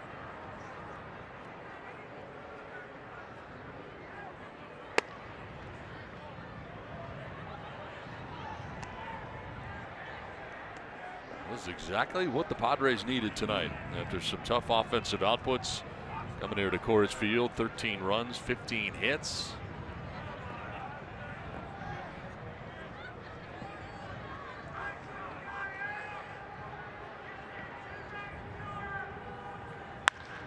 Line for Hosmer, other way into left field for a base hit. Myers will take second. 2nd hit of the night for Hosmer, and the 6th time he has been on base. This is one of those games where Antonio Sensatella is taking one for the team. Yep. Saving that bullpen after Musgrave, McGee, Oberg. Sensatella came in the 7th frame and trying to finish it out. We showed you hits earlier off the bat of Eric Hosmer earlier in the telecast, and chalk up another one to left field. Well, Jordan Lyles hitting for himself here, and he's staying in this game.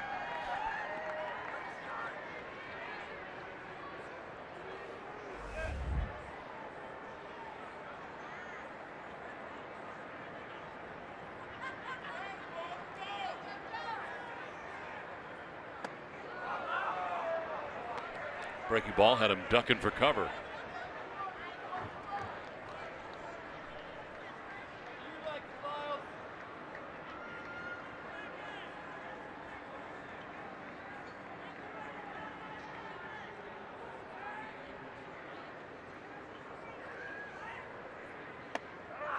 That breaking ball drops in for a strike.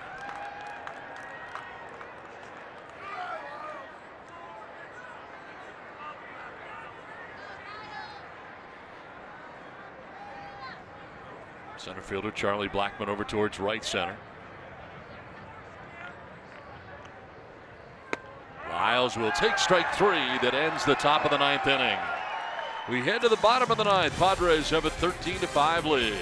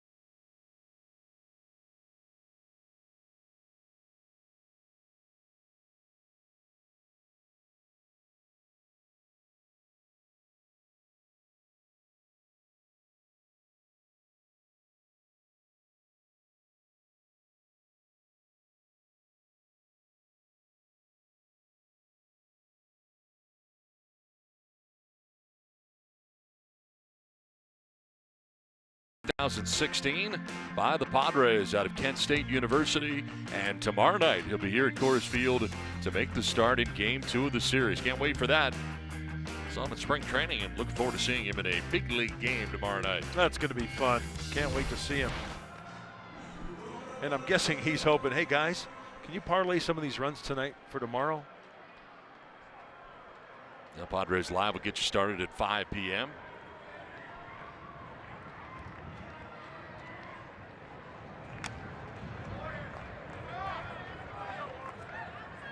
Noel Cuevas is pinch hitting here to begin the 9th inning. 16 games in Albuquerque, hit at .333. Time called very late.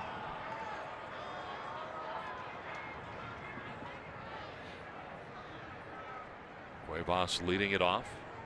Tony Walters waiting on deck. Last of the 9th. And a swing and a miss for strike 2.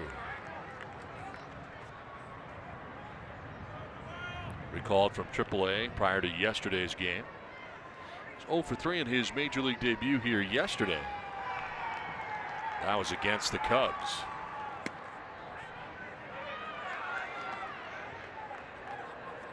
Native of Puerto Rico.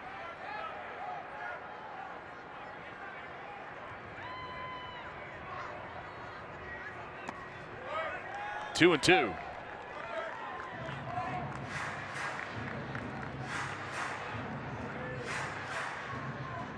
Jordan Lyles came in the 8th inning, retired all 3 batters he faced in the 8th. Hit for himself and is back out there for the 9th. 2-2 to Cuevas. And he struck him out. 1 down in the 9th. Second strikeout for Jordan Lyles.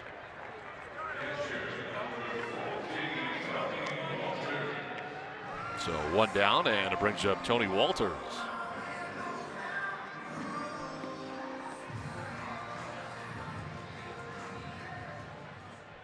Walters tonight 0 for 3. Foul back off to the left, out of play.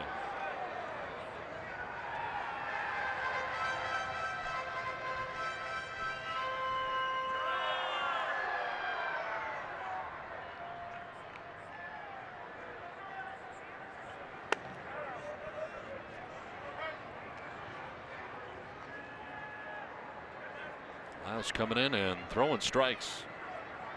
Jumping ahead here 0-2. Pat Valleca on deck for the Rockies. And a ground ball headed towards Asuaje at second base.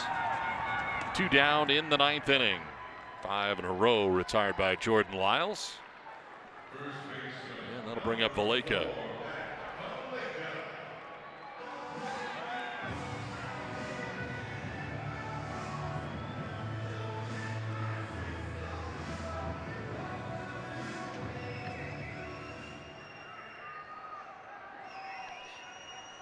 Valleca came into the game as part of a double switch in the 7th inning and singled to center field. Changed his mind in the middle, but went around.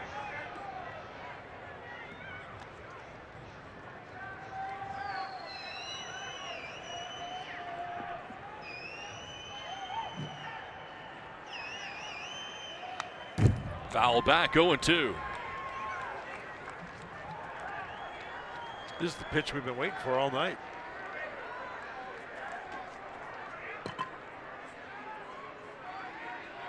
Fifth pitch of relief for Lyles since coming in. Ahead 0-2 with 2 down in the 9th inning. On the ground to shortstop. Galvis has got it. His throw to first is in time, and the Padres win. Now San Diego, the nice victory here tonight in Colorado. They bang out 13 runs on 16 hits and win this one 13-5. Padres Live is next. Mike Pomerantz, what's in store?